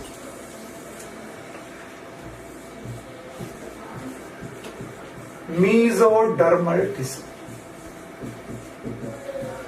अब जो कि तुम नहीं पूछोगे और जो कि टीचर पढ़ा के निकल जाएंगे और तुम नहीं पूछोगे, एक्चुअली तुम्हें मालूम मतलब नहीं रहता, ठीक है भाड़ में जाए। लेकिन जब तुम डॉक्टर बनोगे तब तुम्हें लगेगा यार काश मैंने सर से पूछा होता। अच्छा, मैं क्यों तुमको बताने की कोशिश कर रहा हूं, क्योंकि ये सारी चीजें मेरे दिमाग तब खुले जब मैं एमबीबीएस कर रहा था। किसी ने कहा सर लीवर बॉडी के अंदर है, कहां पर है? सीलोम में। सर बोले आपका गॉल ब्लैडर यहीं पर है। किसी ने कहा सारे इंटरनल ऑर्गन आपकी सीलोम में है। क्या सीलोम एक ओपन कैविटी है? मैं उछलूंगा तो ऑर्गन लड़ जाने चाहिए। अरे डब्बे में तुमने कोई चीज भरी और उछले तो क्या वो चीजें आपस में लड़ती हैं? यस, लेकिन हमारी बॉडी में क्यों नहीं? Just because this cavity is fluid filled cavity. कैसी कैविटी है? भगवान न करे कभी आपकी सर्जरी हो, या फिर दूसरे तरीके से बोलते हैं भगवान करे आप सर्जन बनो। और जब तुम सर्जन बनोगे और किसी का पेट काट रहे हो, मेरा मत काटना, तो सबसे पहले आप क्या कट करोगे? स्किन कट करोगे। उसके बाद क्या कट करोगे? मसल्स। क्या कट करोगे? मसल्स। इसका मतलब क्या कट कर रहे हो? Body wall. Body wall cut करते ही आपको एक पतला मीजोडर्मल बैग मिलेगा। पतला मीजोडर्मल बैग जैसे ही बने मिलेगा और जैसे ही तुमने उसके काटा, उसके अंदर क्या निकलेगा? Water. That water is known as peritoneal fluid. बोलो क्या? पेरिटोनियल। और जब तुम उस पेरिटोनियल फ्लूइड कैविटी के अंदर जाओगे तो आपको अंदर मिलेंगे ऑर्गन। बताओ ये ऑर्गन कैसे होंगे? इंटरनल के external? Internal. So all the internal organ they are surrounded by mesoderm. They are surrounded by mesoderm and present in coelom. Coelom के अंदर इंटरनल ऑर्गन मिलेंगे आपको। और इसीलिए रट्टा नहीं लगवाना चाहिए, ये भी कॉन्सेप्ट है। इसीलिए हर इंटरनल ऑर्गन का आखिरी लेयर इज ऑलवेज मीजोडर्म। खैर, अगर कुछ बच्चे फ्रेशर है तो डरे नहीं, पर जो रिपीटर है वो मेरे साथ बोलेंगे। एलिमेंट्री कैनाल की चारों लेयर, सबसे अंदर म्यूकोसा, फिर उसके बाद फिर serosa is nothing but mesoderm. Serosa is nothing but, समझ गए? इसका मतलब है हर बार जब कभी बॉडी कैविटी में आप जाओगे तो बॉडी कैविटी का बॉडी वॉल का सबसे अंदर वाला पोर्शन जो होगा वो कैसा होगा? मीजोडर्मल। और एलिमेंट्री कैनाल का सबसे बाहर वाला होगा वो भी कैसा होगा? मीजोडर्मल। और उन दोनों के बीच में क्या भरा होगा? Fluid. And that fluid is known as peritoneal fluid. और that's why coelom sometime is known as peritoneum. जब आप बड़े होगे तो इसी को बोलोगे पेरिटोनियम। पेरिटोनियम, ठीक है? तो इस तरीके से आपने देखा कि सीलोम किसे बोलेंगे। हर बॉडी कैविटी सीलोम नहीं, पर क्या हर ऑर्गेनिज्म बॉडी कैविटी रखता है? यस। पोरीफेरा बॉडी कैविटी रखता है, सीलोम नहीं रखता। हाइड्रा बॉडी कैविटी रखता है, सीलोम नहीं रखता। तो ये बताओ दोनों के दोनों कैसे हो गए? ए सीलोमेट। ऑल्दो इन्हें ए सीलोमेट इसलिए कहा जा रहा क्योंकि ये सीलोम की डेफिनेशन में ही फुलफिल नहीं करते। क्योंकि सीलोम की डेफिनेशन क्या है? When there is a gap between alimentary canal. तो बताओ इनमें एलिमेंट्री कैनाल है? इनमें एलिमेंट्री कैनाल, तो एलिमेंट्री कैनाल और बॉडी वॉल के बीच के गैप की बात होगी ही नहीं। इसका मतलब इनमें जो गैप होगा वो बॉडी कैविटी कहलाएगा, लेकिन सीलोम नहीं। तो बताओ पोरीफेरा, सीलेंट्रेटा, टीनोफोरा कैसे हो गए? तो मैं यहां लिख रहा हूं पोरीफेरा, सीलेंट्रेटा, इसके अलावा Ctenophora, they are A coelomate.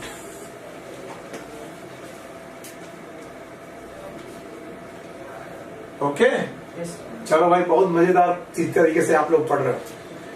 And now see this, Annelida to chordata, they are eucoelomate। Eucoelomate का मतलब है इनमें ट्रू सीलोम है। और बेटा ट्रू सीलोम की डेफिनेशन मैंने अभी अभी बताई, ऑल्दो मैंने लिखा ही नहीं है, पर मैं पूछूंगा जरूर आपसे। बताओ what is true coelom? 3 point है ट्रू सीलोम के, और जो लोग ये तीनों पॉइंट बता देंगे समझ में आ जाएगा। बोलो। चाहिए, बॉडी वॉल होना चाहिए, उनके बीच में गैप होना चाहिए। Gap should be surrounded bye किस तरफ से? एक तरफ से कि दोनों तरफ? यानी डाइजेस्टिव सिस्टम की तरफ से भी मेसोडर्म और बॉडी वॉल के अंदर की तरफ से भी मेसोडर्म। क्या ये फ्लूइड फिल्ड कैविटी होगी? Yes sir. उस कैविटी का नाम पेरिटोनियम। क्या सारे इंटरनल ऑर्गन यही मिलेंगे? Yes sir. क्या हम में पेरिटोनियम है? यस। आप में पेरिटोनियम है? यस। इसलिए पेट की इंजरीज हमेशा सबसे खतरनाक होती है। इसीलिए चाकू मार के मर्डर करना लोगों का बड़ा पेशा था एक समय। चाकू मार के पेरिटोनियम को रप्चर कर देना, फ्लूइड बह जाना, ब्लीडिंग ज्यादा हो जाना, डेथ हो जाना। What my point? तो याद रखना हमेशा पेरिटोनियम रप्चर होने पर इंफेक्शन होंगे, इंटरनल ऑर्गन डैमेज होंगे, इंटरनल ऑर्गन डैमेज होंगे, आपको सेप्टिसीमिया होगा, डेथ होगी। इसीलिए रोड साइड एक्सीडेंट में 2 इंजरीज लोग बचाते हैं, एक हेड इंजरी और एक एब्डोमेन इंजरीज। अगर ये हुई तो डेथ के चांसेस बढ़ते हैं, क्योंकि आपकी क्या रप्चर हो रही है? What my point? अब बताओ ए सिलोमेट में कौन कौन आया? पोरीफेरा। अच्छा, एक भाई साहब हमारे पास ऐसे हैं, मैं आपके सामने यहीं पर बना पाऊंगा, जिनके पास एलिमेंट्री कैनाल है, यानी इनके पास एलिमेंट्री कैनाल है, इनके पास बॉडी वॉल भी है,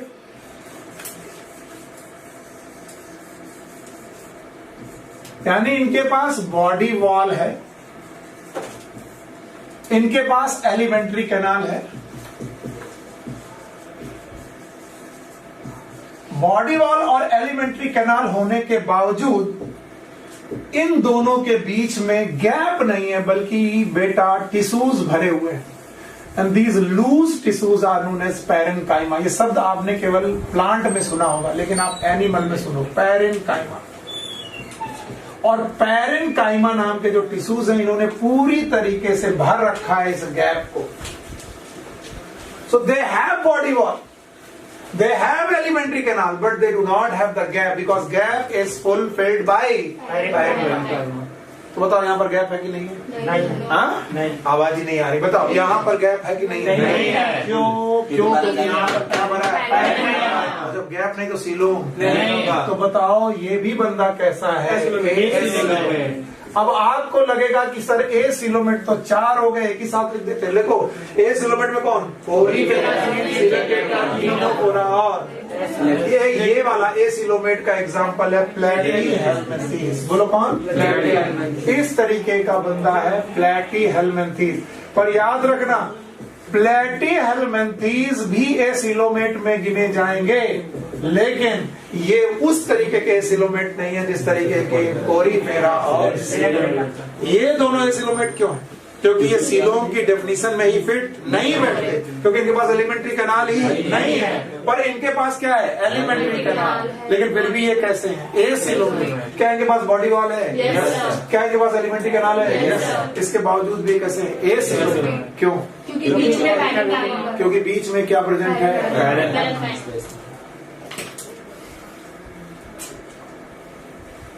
क्या गड़बड़ है भाई?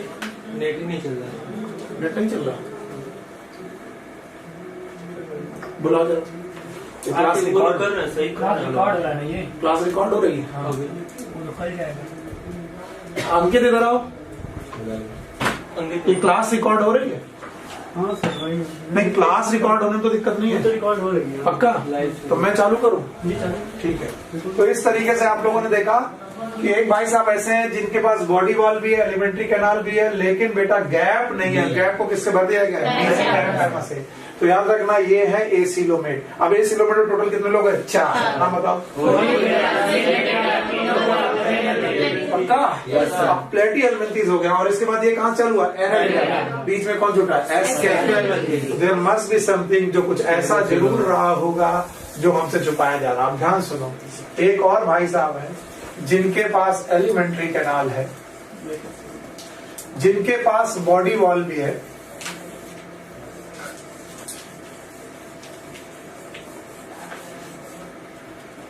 बॉडी एलिमेंट्री कैनाल है। देखिए भाई मैं लिख दे रहा हूं, एलिमेंट्री कैनाल है,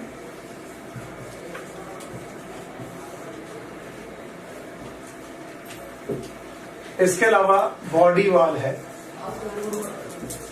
और भाई साहब गैप भी है। इनके पास गैप भी है, एलिमेंट्री कैनाल और बॉडी वॉल के बीच में गैप भी है, but this gap is not surrounded by mesodermal tissue. ये किससे ज्यादा सराउंडेड नहीं है? मेसोडर्मल। याद रखना, gap should be surrounded by Mesoderm. So there is a no surrounding of mesoderm. Mesoderm, और अगर मेसोडर्म की सराउंडिंग नहीं है then this is known as pseudocoelom. Pseudocoelom या फिर इसी को बोलते हैं फाल्सिलोम.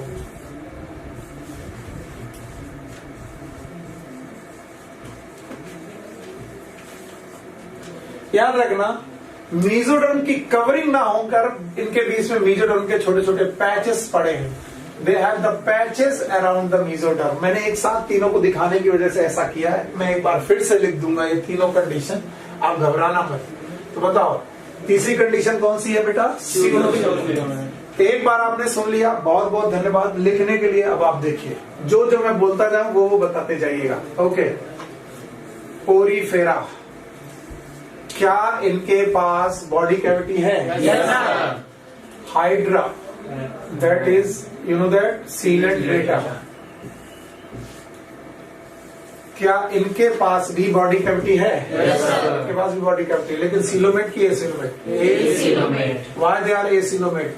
क्योंकि डेफिनेशन में ही फिट नहीं. कौन सी डेफिनेशन? बॉडी वॉल और हटा दो. एक पॉइंट हो गया. दूसरा point,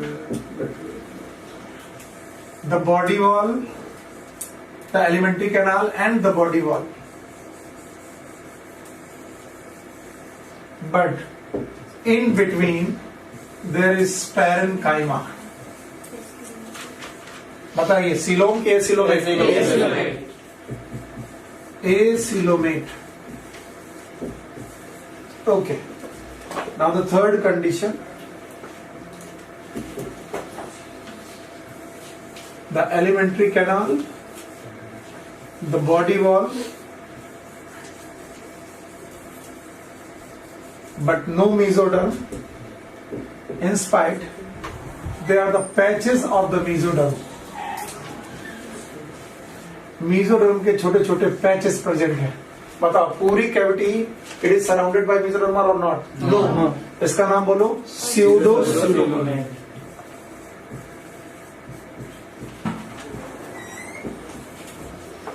And now the fourth condition is they have elementary canal, they have body wall,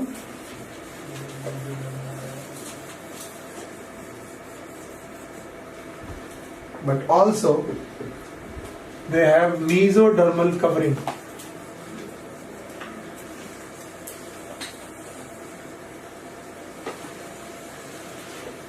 And this is known as coelomate.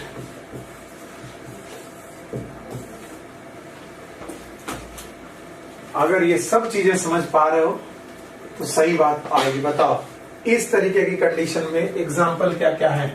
चलो बोलो कौन? इस तरीके का एग्जाम्पल नहीं, इस तरीके का एग्जाम्पल पोरीफेरा, इस तरीके का सीलेंटेटा एंड टीनोफोरा.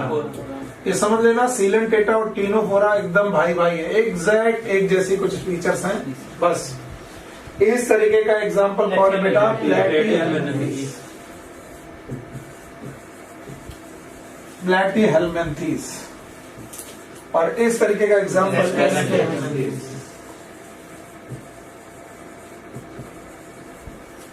और इस तरीके के एग्जाम्पल बोलो कौन? Annelida to Chordata. अभी यहाँ पर नामकरण कुछ नहीं हुआ है. अगर आप बोल पाओगे तो मैं समझ जाऊंगा. बोलो ये क्या है? बताओ ये क्या है? ये क्या है? गैप नहीं है. बताओ ये क्या है? बोलो ये क्या है? क्या ये गैप है?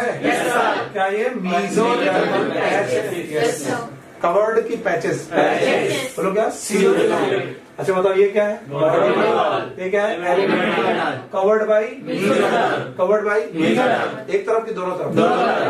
एलिमेंट्री कैनाल के चारों तरफ भी मेसोडर्मल और बॉडी मेसोडर्मल. बताओ यहाँ पर कौन से ऑर्गन? इंटरनल. यहाँ पर internal organ not surrounded bye mesoderm. Internal organ surrounded by हमारे सारे internal organ surrounded by mesoderm. इसीलिए किडनी को बोलते हैं it is out of mesoderm because kidney is not surrounded bye mesoderm. अब आपको अजीब लगेगा किडनी बॉडी के अंदर ही है लेकिन सीलोम के बाहर, इंट्रापेरिटोनियल के extraperitoneal, why? Because it is not surrounded bye mesoderm. बोले सर ऐसा कैसे पॉसिबल है? देखो कैसे पॉसिबल है। ये चीज भी किडनी के समय पर मैं और आसानी से सिखाऊंगा। ये रही मेसोडर्म, ये रही बॉडी वॉल, सॉरी ये रही बॉडी वॉल और ये रही किडनी। बताइए किडनी एक तरफ तो किससे सराउंडेड है? मेसोडर्म। दूसरी तरफ नहीं है। बताओ पेरिटोनियम के अंदर की बाहर? इसीलिए किडनी की चोरी सबसे ज्यादा आसान है। एक कट मारिए, स्किन कट करिए, पेरिटोनियम के अंदर घुसने की जरूरत नहीं है। कट करो, बाहर निकाल लो। बताओ कौन सा ऑर्गन इस दुनिया में सबसे ज्यादा चुराया जाता है? Because it is inside the body cavity but outside the peritoneum because it is not surrounded by mesoderm. These are some, ये कुछ ऐसी ऐसी चीजें हैं जो आपको मालूम होनी चाहिए, समझ में आनी चाहिए। अगर ये चल नहीं रहा तो ये रिकॉर्ड कैसे हो रहा होगा? कल कैमरे का रिकॉर्ड कैमरे में नहीं हो रहा ना? नहीं दिख तो रहा लाइव चल रहा है। चलो भैया, वरना क्लास नहीं मिलेगी तो गड़बड़ हो जाएगा। तो बताओ, अब मुझे बताओ ये सीलोमेट में टोटल कितने लोग? 4। ओरीफेरा। अब मैं क्वेश्चन पूछ रहा हूँ। A worm which is acylomate, example, a worm which is acylomate, Porifera, Coleoptera, Ctenophora, Platyhelminthes, all. क्यों? worm मतलब ट्रिप्लोब्लास्टिक। और यकीन मानिए अगर मैंने शब्द नहीं पढ़ाया होता तो बाकी सारे लोग क्या बोलते? क्योंकि worm ना पढ़ के उनको ये भी worm लगते हैं। worm शब्द कहाँ पर आएगा? ट्रिप्लोब्लास्टिक। समझ गए? तो मैं बोलूंगा, अगर मैं बोलूं acoelomate organism with digestive system, Platyhelminthes. Acoelomate organism without digestive system, नहीं आया? तो अगर मैं क्वेश्चन घुमाऊंगा आपको लगना चाहिए कि क्वेश्चन पकड़ में आ रहा। बताओ, सीलोमेट ऑर्गेनिज्म या सीडोसीलोमेट organism Which is the mesodermal patch? It is SK. क्या बोलते हैं? SK helminthes की जो बॉडी कैविटी है, it is made up of blastocele. अब कुछ लोगों की तो हवा दिमाग खराब हो गई होगी। ब्लास्टोसील कब पढ़ा था? याद करो। ब्लास्टुला की कैविटी पढ़ी थी? और ब्लास्टुला तक केवल कितनी लेयर थी? 2। एक एक्टो और एक एंडो। और इसीलिए बेटा मेसोडर्म वहां पर थी नहीं। अभी कैसे में आई? पैचेस। तो ब्लास्टोसील ही बॉडी कैविटी कन्वर्ट हो गई। ये क्वेश्चन भी आ चुका है कि बताओ सीडोसीलोमेट की जो सीलोम होती है, it is made up of blastocoel. आ चुका है, एनसीईआरटी में नहीं। तो थोड़ा बहुत एक्स्ट्रा जो मुझसे हो पा रहा है, जो आपको लगता है कि आउट ऑफ द कोर्स पूछा जा सकता है, वो भी मैं डिस्कस करते जाता हूँ।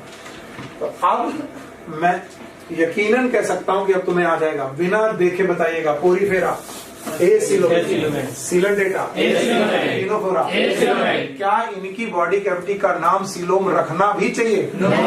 क्योंकि there is a no digestive system but body wall, there is a no digestive system. पक्का? अब बताओ, प्लैटीहेल्मिन्थेस सीलोमेट के एसिलोमेट। तो बताओ जो गैप है, it is fulfil bye parenchyma. Gap है नहीं, लेकिन क्या बॉडी वॉल है? Yes sir. एलिमेंट्री कैनाल है? Yes sir. गैप है लेकिन मेसोडर्मल टिश्यू से सराउंडेड नहीं है। बोलो कौन? सीडोसीलोमेट। गैप भी है और मेसोडर्मल टिश्यू से भी सराउंडेड है। तो बताओ क्या है? सीलोम। सीलोम के लिए 4 बातें या 3 बातें। पहली बात, एक तो बॉडी वॉल, दूसरा तीसरा गैप, और चौथा सराउंडेड बाय। तो जिसने भी 4 बातें जेब में रखी हो कभी भी दिक्कत नहीं हो। चारों फिर से बोलो, body wall, alimentary canal, gap, surrounded by. पक्का? और इस तरीके से हम लोगों ने सीलोम भी पढ़ लिया। Now the next basis of a classification is segmentation. Segmentation. Okay, bhai, segmentation is a partition of the body. Partition of body. Partition of body into repetitive segments. अगर आपकी बॉडी का पार्टीशन हो रहा है और बार बार रिपीटेटिव सेगमेंट, एक ही तरीके के सेगमेंट बार बार रिपीट कर रहे हैं, सब याद रखेगा, repetitive segment, it is known as metamerism. इसे हम लोग मेटामेरिज्म बोलते हैं। And it is of two kind. One is known as pseudo metamerism,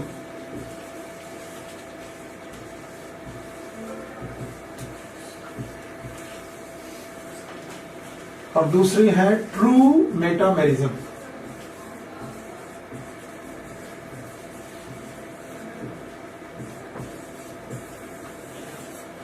One is known as pseudo metamerism, another one is known as true metamerism.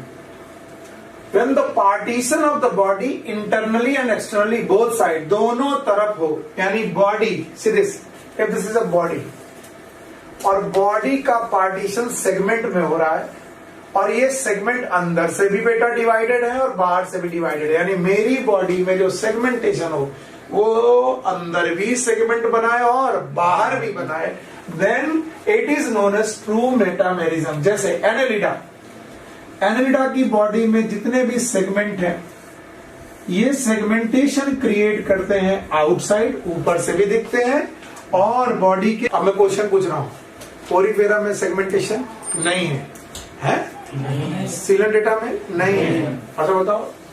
इसके बाद बचा कौन, टीनोकोरा में नहीं है, लेटिवर्टिस में है, लेकिन ट्रू की फॉल्स। और इसके बाद एस्केलमेंथीस से लेकर कॉर्डेटा तक सेगमेंटेशन है जो अच्छे तरीके से विजिबल है एनालिडा और ऑर्थ्रोपोडा।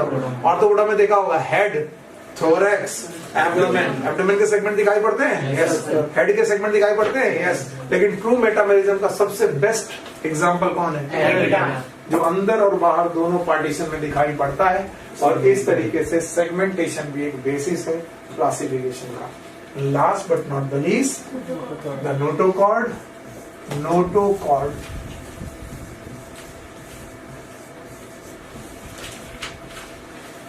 होता है कि कुछ ऑर्गेनिज्म है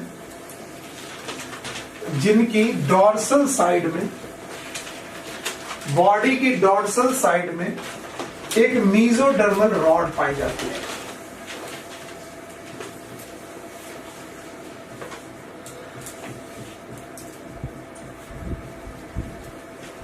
दिस मीजोडर्मल ओरिजिन की एक रॉड पाई जाती है, रॉड लाइक स्ट्रक्चर।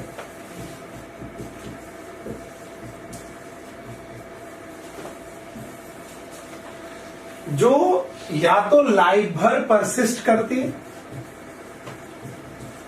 या फिर ये चेंज हो जाती है, yes, it is change into vertebral column.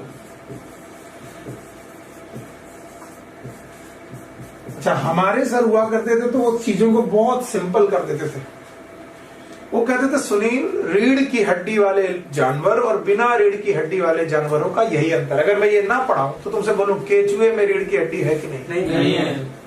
अच्छा बताओ, कॉकरोच में है कि नहीं? पोरीफेरा में नहीं है। फीताक्रमी में नहीं है। पता बताओ, मैं बोलूं कि मोलस्का में नहीं है, नहीं है। सितारा मछली में नहीं है। बोलते थे बिना रीढ़ की हड्डी वाले जितने भी दिखाई पड़ रहे हैं उनमें नोटोकॉर्ड नहीं है। और हम लोगों में रीढ़ की हड्डी है। हम लोग कौन है? नोटोकॉर्ड। तो मीजोडर्मल ओरिजिन की रॉड लाइक स्ट्रक्चर पाया जाता है जो एम्ब्रियोनिक कंडीशन में पाया जाता है, जो आगे चल के परसिस्ट भी कर सकता है या फिर वर्टिब्रल कॉलम में चेंज हो जाता है, और ये हमेशा डॉर्सल साइड में पाया जाता है। ज़ूलॉजी में मैंने कल भी बताया था, फील से ज्यादा देखने लायक चीजें हैं। When जब भी जानवर इस दुनिया में आए, ये हमेशा 4 पैरों के थे जानवर, और 4 पैरों में से अकेला एक ऑर्गेनिज्म ऐसा हुआ जो 2 पैरों पे आ पाया। वो कौन है? हम लोग। इसके पहले जितने भी जानवर आप देखोगे वो 4 में है, या फिर जैसे बंदर है तो 2 और 4 के बीच में। तो याद रखना, जो 4 पैरों के लोग थे उनका एक साइड ऐसा था जो प्रोटेक्टेड था। प्रोटेक्टेड था का मतलब जो जमीन की तरफ था, और जो जमीन की तरफ वाला पोर्शन था वो कैसा था, प्रोटेक्टेड या अनप्रोटेक्टेड? प्रोटेक्टेड। इसलिए भगवान ने सबसे इंपॉर्टेंट ऑर्गन प्रोटेक्टेड साइड में डाले, हार्ट। कहाँ? Protected side. अभी वेंट्रल डॉर्सल नहीं बोला मैंने, किस side? Protected side. Lungs protected side, digestive system protected side. और जो अनप्रोटेक्टेड साइड थी उसको उन्हें मजबूत करना था, और मजबूत करने के लिए उन्होंने क्या दिया?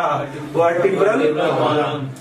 समझ गए? और इसी वजह से बोलते हैं कि जो अनप्रोटेक्टेड साइड है, इस साइड का नाम रखा गया डॉर्सल साइड। बोलो कौन सी? Dorsal side. और जो प्रोटेक्टेड साइड है उसका नाम क्या रखा गया? Ventral side. तो जब भी आपको डॉर्सल और वेंट्रल समझ में आने दिक्कत लगे तो तुम देखो तुम कौन सी साइड को प्रोटेक्ट कर सकते हो।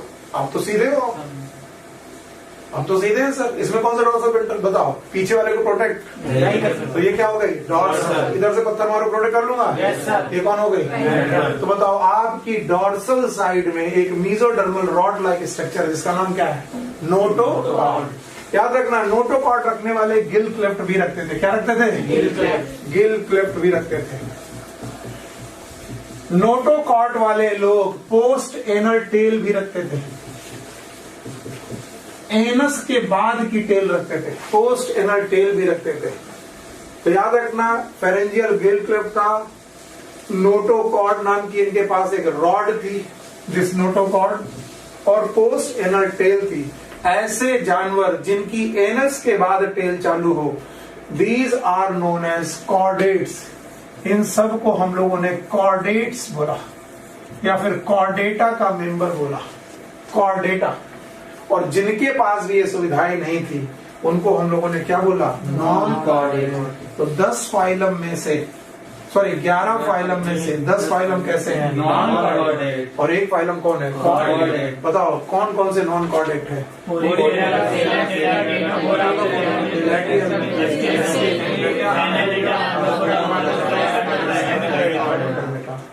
याद रहेगा। और हेमीकॉर्डेटा, हेमीकॉर्डेटा को भी आजकल कॉर्डेटा का मेंबर पहले लोग मानते थे कि Hemichordata are the half Chordata, no, so they are out of Chordata. और इस तरीके से हम लोगों ने all the basis of classification पढ़ लिए। देखिए, आपको टीचर को खुश करना है, मेरे जैसे टीचर को, तो इतनी कहानी पढ़ाए बिना केवल लेवल और ऑर्गेनाइजेशन की सीक्वेंस बता दो, मैं खुश हो जाऊंगा। पहला, सॉरी, बेसिस ऑफ क्लासिफिकेशन का सीक्वेंस बता दो। पहला नंबर 2 जर्म लेयर, पक्का। और इसके बाद कुल मिलाकर एनसीईआरटी में कितने दिए? अब बिना देखे बताना। 1 number is level of organisation. Revise करोगे? कितनी लेवल ऑफ ऑर्गेनाइजेशन? 4। सेलुलर, पक्का। दूसरा कौन? सिमेट्री। 3 कंडीशन है, एसिमेट्रिकल, हो गया। जर्म लेयर है, डिप्लोब्लास्ट, पक्का। इसके बाद सीलोम, 3 कंडीशन है, एसीलोम, इसके बाद सेगमेंट, 2 कंडीशन है, मेटामेरिकल, ट्रू मेटामेरिकल। और बताओ नोटोकॉर्ड, 2 कंडीशन है, नोटोकॉर्ड प्रेजेंट या फिर। देखिए, आपकी जेब में आ गए सारे क्लासिफिकेशन। अब चलते चलते आपको रट्टा मारना है कि पढ़ाना है? इसको बगल वाला ना मिले तो रोड में लोगों को बताते चलो कि देखो भाई, सर ने बताया था लेवल ऑर्गेनाइजेशन में 4 बातें, सुन लो। सिमेट्री में बताई थी 3 बातें, सुन लो। सीलोम में बताई थी 3 बातें, सुन लो। और जब आप कहोगे तो रिमाइंड करोगे तो आप तक आएगा, और आप तक आएगा तो रह जाएगा। मुझे कितना अच्छा आता है इससे सिलेक्शन नहीं होगा, आपको कितना अच्छा आता है सिलेक्शन होगा। और याद रखना, आज की बात और अगले 5 महीने की बात, मैं कितना भी अच्छा पढ़ा दूं या दुनिया का टीचर कितना भी अच्छा पढ़ा दे, आपका सिलेक्शन नहीं होने वाला। सिलेक्शन तब होगा जब तुम मरोगे, and that was the rule, simple and difficult. और जब तुम मरोगे तो वो सिंपल होगा कि डिफिकल्ट होगा, और उसको सिंपल बनाने के लिए हम आए, लेकिन इतना सिंपल भी ना हो कि आप सीख ना पाओ। आपको कई बार सूडो फीलिंग होती है, वाह सर मजा आ गया, और जब आप घर जाते हो तो बोले क्या पढ़ाया, तब आपको याद होता है कुछ याद नहीं आ रहा है। और जब तुम यहाँ से जाओ तो इनको पॉइंट वाइज बना के चलो। लेवल ऑफ ऑर्गेनाइजेशन में कितनी बातें? 4। Very good. सिमेट्री में कितनी बातें हैं? 3। बस मुझे इसी से खुशी है। बताओ जर्म लेयर में कितनी बातें हैं? 2। मुझे तो इसी से खुशी है। बताओ सीलोम में कितनी बातें? 3। और सेगमेंटेशन में कितनी बातें? 2। और बेटा नोटोकॉर्ड में कितनी बातें? 2। बस हो गया काम। अब तुम घर में जाते जाते याद कर लोगे। नाउ अब बेसिस ऑफ क्लासिफिकेशन पढ़ चुके हैं, तो अब क्लासिफिकेशन ऑफ एनिमल्स, सारे एनिमल का क्लासिफिकेशन पढ़ाने जा रहा हूं।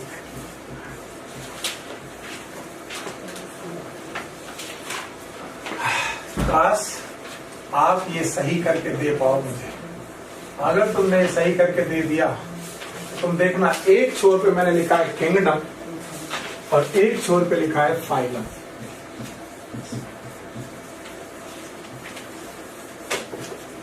आपने देखा होगा एक छोर पे मैंने लिखा है किंगडम, और यही करो, बुक पे मत देखो। एक छोर पे किंगडम और एक छोर पे फाइलम, और इन किंगडम और फाइलम के बीच में 3 बातें लिखनी, मुझे 3 बेसिस ऑफ क्लासिफिकेशन लेने हैं। दिखाई नहीं पता? So it is classification my dear, classification.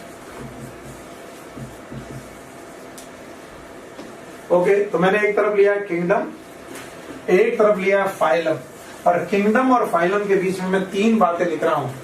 1 is level of organization,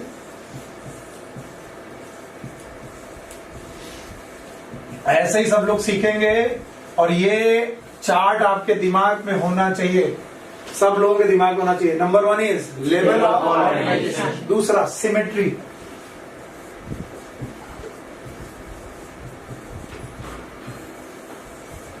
और हर एक पॉइंट पर मुझे आपका रिमार्क जरूर चाहिए। पहला पॉइंट लेवल ऑफ ऑर्गेनाइजेशन, दूसरा सिमेट्री, तीसरा बॉडी कैविटी और सीलोम।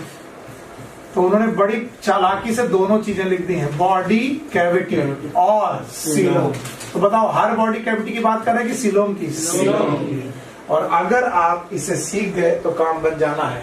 चलो अब आप लोग देखना बंद करिए बुक। मैंने किंगडम का नाम रखा एनिमल किंगडम।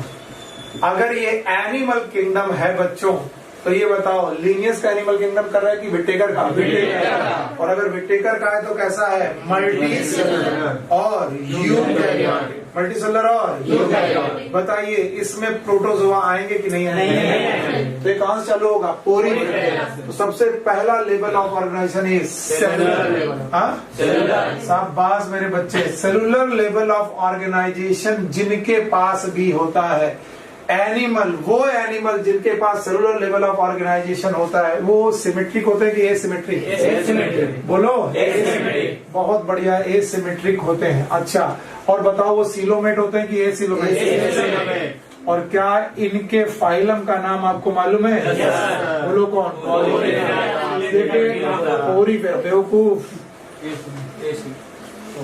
यहां से फंस गया। सीलन डेटा बोलने के पहले तुम बेवकूफ हो, क्योंकि इसमें तुमने सीलन डेटा बोला, इसका मतलब है तुम बोल रहे हो सीलन डेटा इज सेलुलर। सीलन डेटा इज नॉट सेलुलर। गड़बड़ किया ना? देखो आपने क्या बोला, ये सीक्वेंस फॉलो करना है। एनिमल में बंदा, पहला रूल सेलुलर। वो बंदा जो सेलुलर है वो कैसा है? एसिमेट्रिक। मोस्टली एसिमेट्रिक या ऑल एसिमेट्रिक? Mostly asymmetric. और वो बंदा कैसा है? एसिमेट्रिक। एग्जांपल पोरीफेरा, सीलन डेटा, टिनोफोरा, प्लेटियोमेंथिस। नो, क्यों नहीं? क्योंकि पहले ही हम लोगों ने कौन सी बात कर दी है? बोलो कौन? सेलुलर। अब बेटा सेलुलर के बाद दूसरा ग्रुप है tissue grade, organ grade, organ system grade. यानी एक साथ सबको ले लिया इन्होंने। कोई मुझे यहां रिमार्क दे दे तो मैं सोचूंगा कि मैंने सही पढ़ाया और मैं घर बहुत खुशी होकर जाऊंगा। एक टर्म इस पॉइंट के लिए और एक टर्म इस पॉइंट के लिए। No one. It is known as Parazoa. बोलो क्या नाम है? And it is known as Metazoa. It is Metazoa. कल की क्लास बर्बाद गई, सारे लोग बैठे बैठे नींद ले रहे। मेटाजोआ में क्या शुरू हो जाता है? Tissue, organ system. You got my point? कितने लोगों को समझ में नहीं आया? कल ये क्लास पढ़ाई गई थी? बताओ पैराजोआ कौन से थे? सेलुलर। और टिश्यू, ऑर्गन और ऑर्गन कौन? Metazoa. Thank you very much. आपने एक शब्द नहीं दिया, मैं आगे बढ़ जाता हूँ। अच्छा बताओ, टिश्यू, ऑर्गन और ऑर्गन गेट, इन तीनों में से कोई एक बंदा हो, वो कितने तरीके की सिमेट्री शो कर सकता है? 2। कितने प्रकार की? 2। या तो बायलैटरल और या तो रेडियल। मैंने पहले लिया रेडियल सिमेट्री। बोलो क्या लिया? रेडियल। और रेडियल सिमेट्री में लिया एसीलोमेट। बोलो कैसा लिया? एसीलोमेट। क्या आप लोग इनके एग्जांपल बता पाओगे? yes, आप बताओ एग्जांपल। सीलेंट्रेटा और एकदम सही बोला। आप किसी ने एकदम सही बोला, सीलेंट्रेटा और इकाइनोडर्मेटा।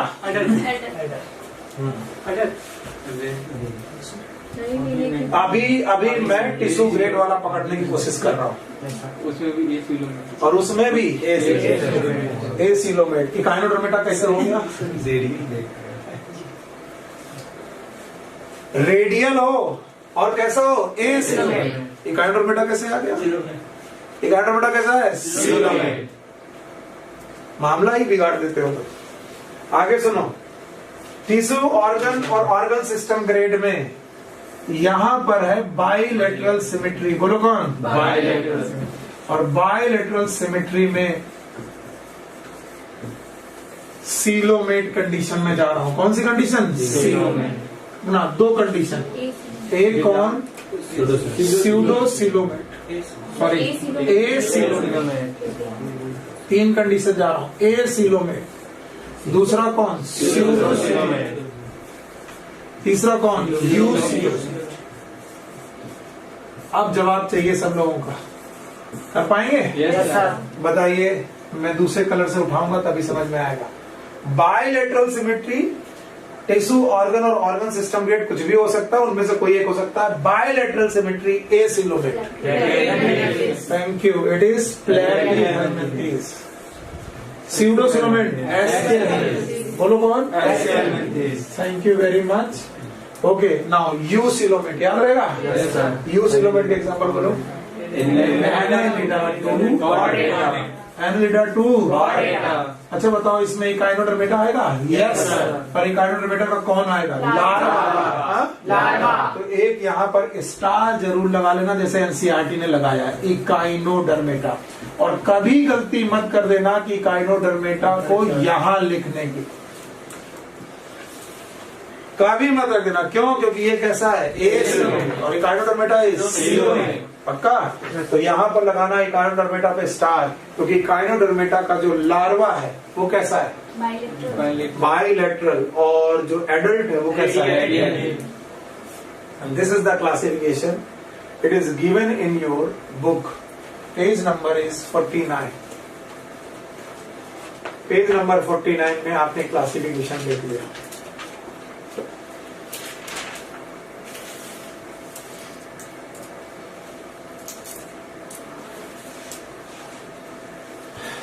अच्छा, बाकी लोग देख रहे हैं कि क्या चल रहा है।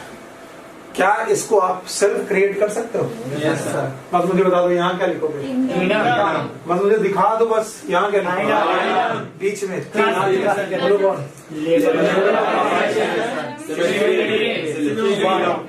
बना पाओगे? क्या एक फास्ट ट्राई करोगे? बिना देखे? अगर बिना देखे फास्ट ट्राई कर गए तो तुम्हें आ गया। बोलो यहाँ क्या लिखे? किंगडम हो गया।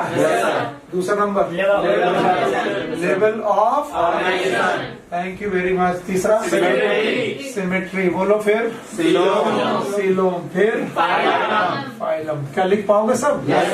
अभी मुझे पूरा विश्वास है कि आप लिख दोगे।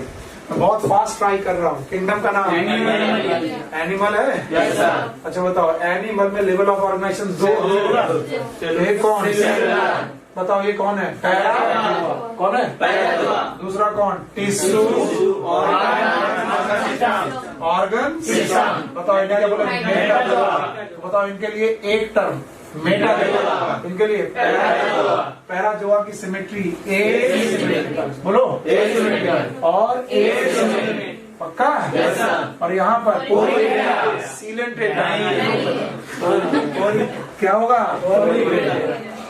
यही है, इसी को बोलते हैं सिली मिस्टेक्स। जब आप कहते हो ना सिली मिस्टेक्स हो गई, तो सिली मिस्टेक्स नहीं है, आप है सिली।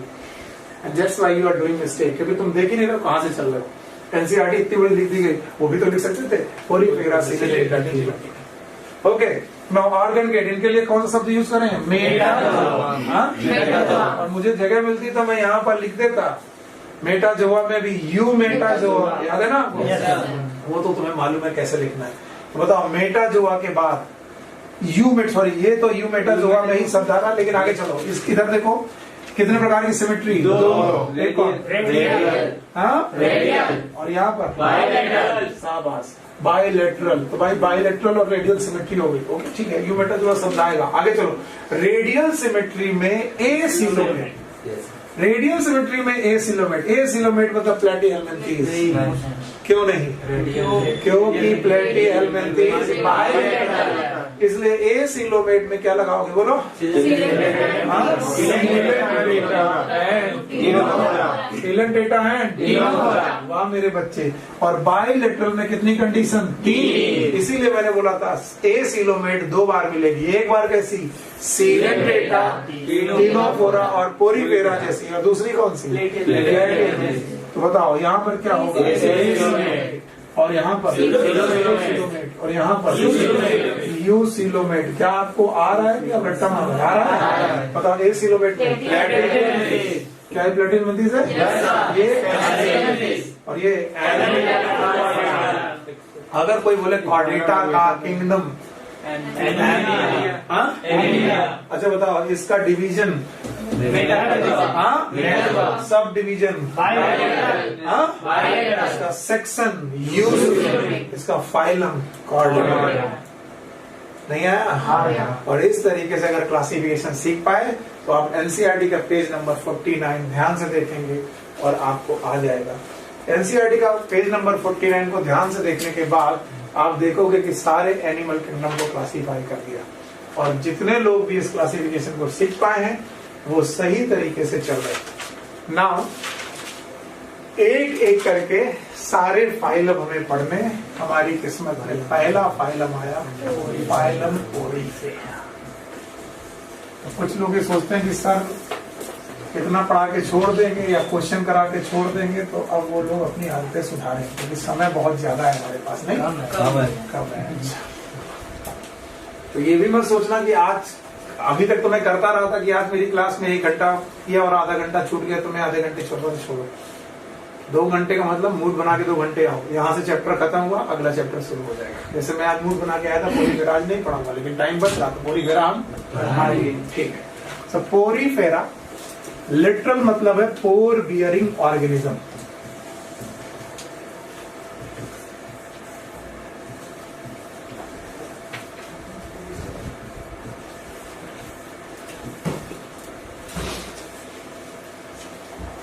They are known as pore-bearing organism. Okay?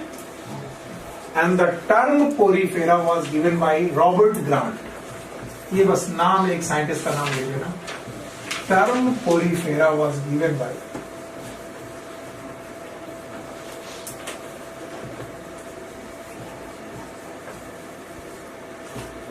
Robert Grant. Robert grant के पहले पोरीफेरा को लोग प्लांट मानते थे, प्लांट कंसीडर करते थे।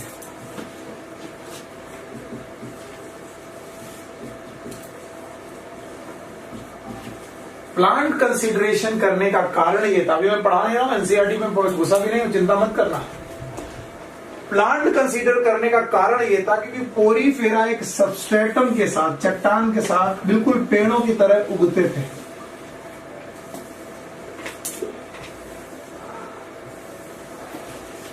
और ये मूव नहीं करते थे, इनमें लोकोमोशन नहीं होता था। So they have sessile habit.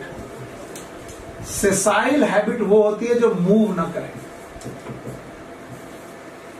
और जो सबस्ट्रेटम से अटैच रहे।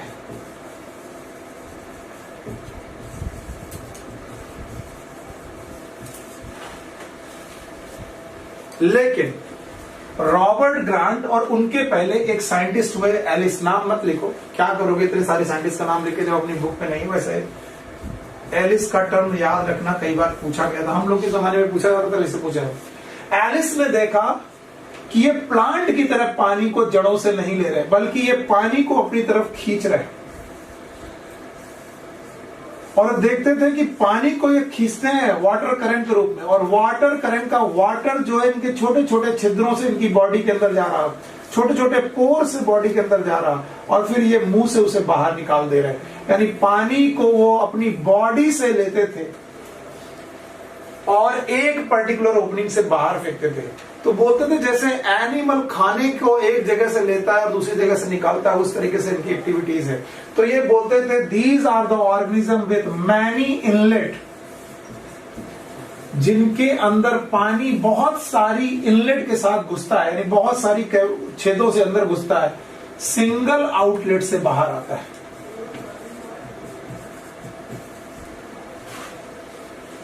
तो इन्होंने पहली बार देखा कि यार ये प्लांट जैसा कैरेक्टर नहीं है। प्लांट तो होता तो बताओ किससे पानी लेता है? जड़ों से। और ये जड़ों से पानी ले रहे थे कि बॉडी से? बॉडी से। और बॉडी से पानी ले रहे थे और किन से ले रहे थे? पोर से। किससे? पोर से। And that's why they are known as pore bearer. यानी इनकी पूरी बॉडी में छेद छेद थे और उन छेदों से पानी घुसता था और इनके मुंह से पानी बाहर आता था। मुंह क्या शब्द बोलेंगे? These are the pores and these are cavities. तो एक तरफ से पानी घुसता था और दूसरी तरफ से निकलता था। बोलते थे दे हैव मैनी इनलेट, पानी घुसने की जगह बहुत है, और सिंगल आउटलेट। तो मैनी इनलेट और सिंगल आउटलेट की कहानी थी। हेलो, हाँ बेटा, ठीक है बेटा, मैं क्लास में हूं, बाद में बात करते हैं, ठीक है। तो आपने ये देखा, इनको एनिमल पहली बार एलिस ने माना, और फिर टर्म पोरीफेरा किसने दिया? Robert grant. अगर आप इतना सीखोगे तो मुझे बताते जाओ। बताओ पोरीफेरा, इसका लिटरल मतलब क्या है? पोर बियरिंग। फिर इसके बाद मैंने बोला term Porifera was given by Robert grant. पक्का? yes, और इसके बाद बताओ ये लोग मूव करने वाले एनिमल हैं कि बेटा क्या ये किसी चट्टान के साथ अटैच रहते हैं? ठीक वैसे जैसे प्लांट है। बताओ ग्रांट और एलिस के पहले इन्हें एनिमल मानते थे कि प्लांट, लेकिन एलिस ने देखा कि क्या ये जड़ों से पानी ले रहे हैं? क्या देखा क्या इनकी बॉडी में पानी घुस रहा है और एक पर्टिकुलर ओपनिंग से बाहर आ रहा है, जैसे कोई एनिमल हो। इसलिए एनिमल नेचर किसने दिया? एलिस ने। और टर्म पोरीफेरा किसने दिया? रॉबर्ट। और मैंने किसी भी किंगडम को पढ़ाने के पहले बोला था कि हमारे पास कितने पॉइंट हैं? 8 पॉइंट। बोलो क्या? तो एनिमल किंगडम को मैं भी, पोरीफेरा को या किसी भी एनिमल को मैं 8 पॉइंट सिस्टम में हमेशा पढ़ाता हूं ताकि रटना ना पड़े। और वो 8 पॉइंट आज एनिमल किंगडम के लिए थोड़े से बदलेंगे। So please note it down, इसे नोट कर लीजिए और आगे बढ़िए। पहला पॉइंट जब भी मैं बोलूंगा आपको बताना पड़ेगा, it is known as habit and habitat. बंदा कहाँ रहता है और कैसे रहता है, it is known as habit and habitat. दूसरा पॉइंट मैं जब भी बोलूंगा इट इज फॉर्म, और फॉर्म में आपको लिखना है लेवल ऑफ ऑर्गेनाइजेशन।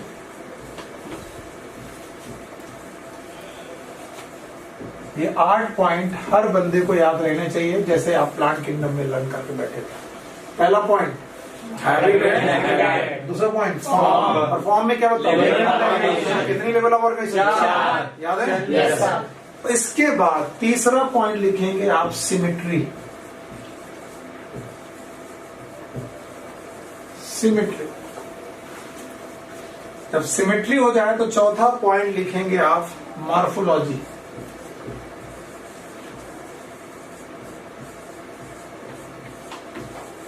और यहां पर मॉर्फोलॉजी प्लांट जैसी नहीं है, तो मॉर्फोलॉजी में 2 बातों पर, रादर 3 बातों पर ध्यान रखेंगे।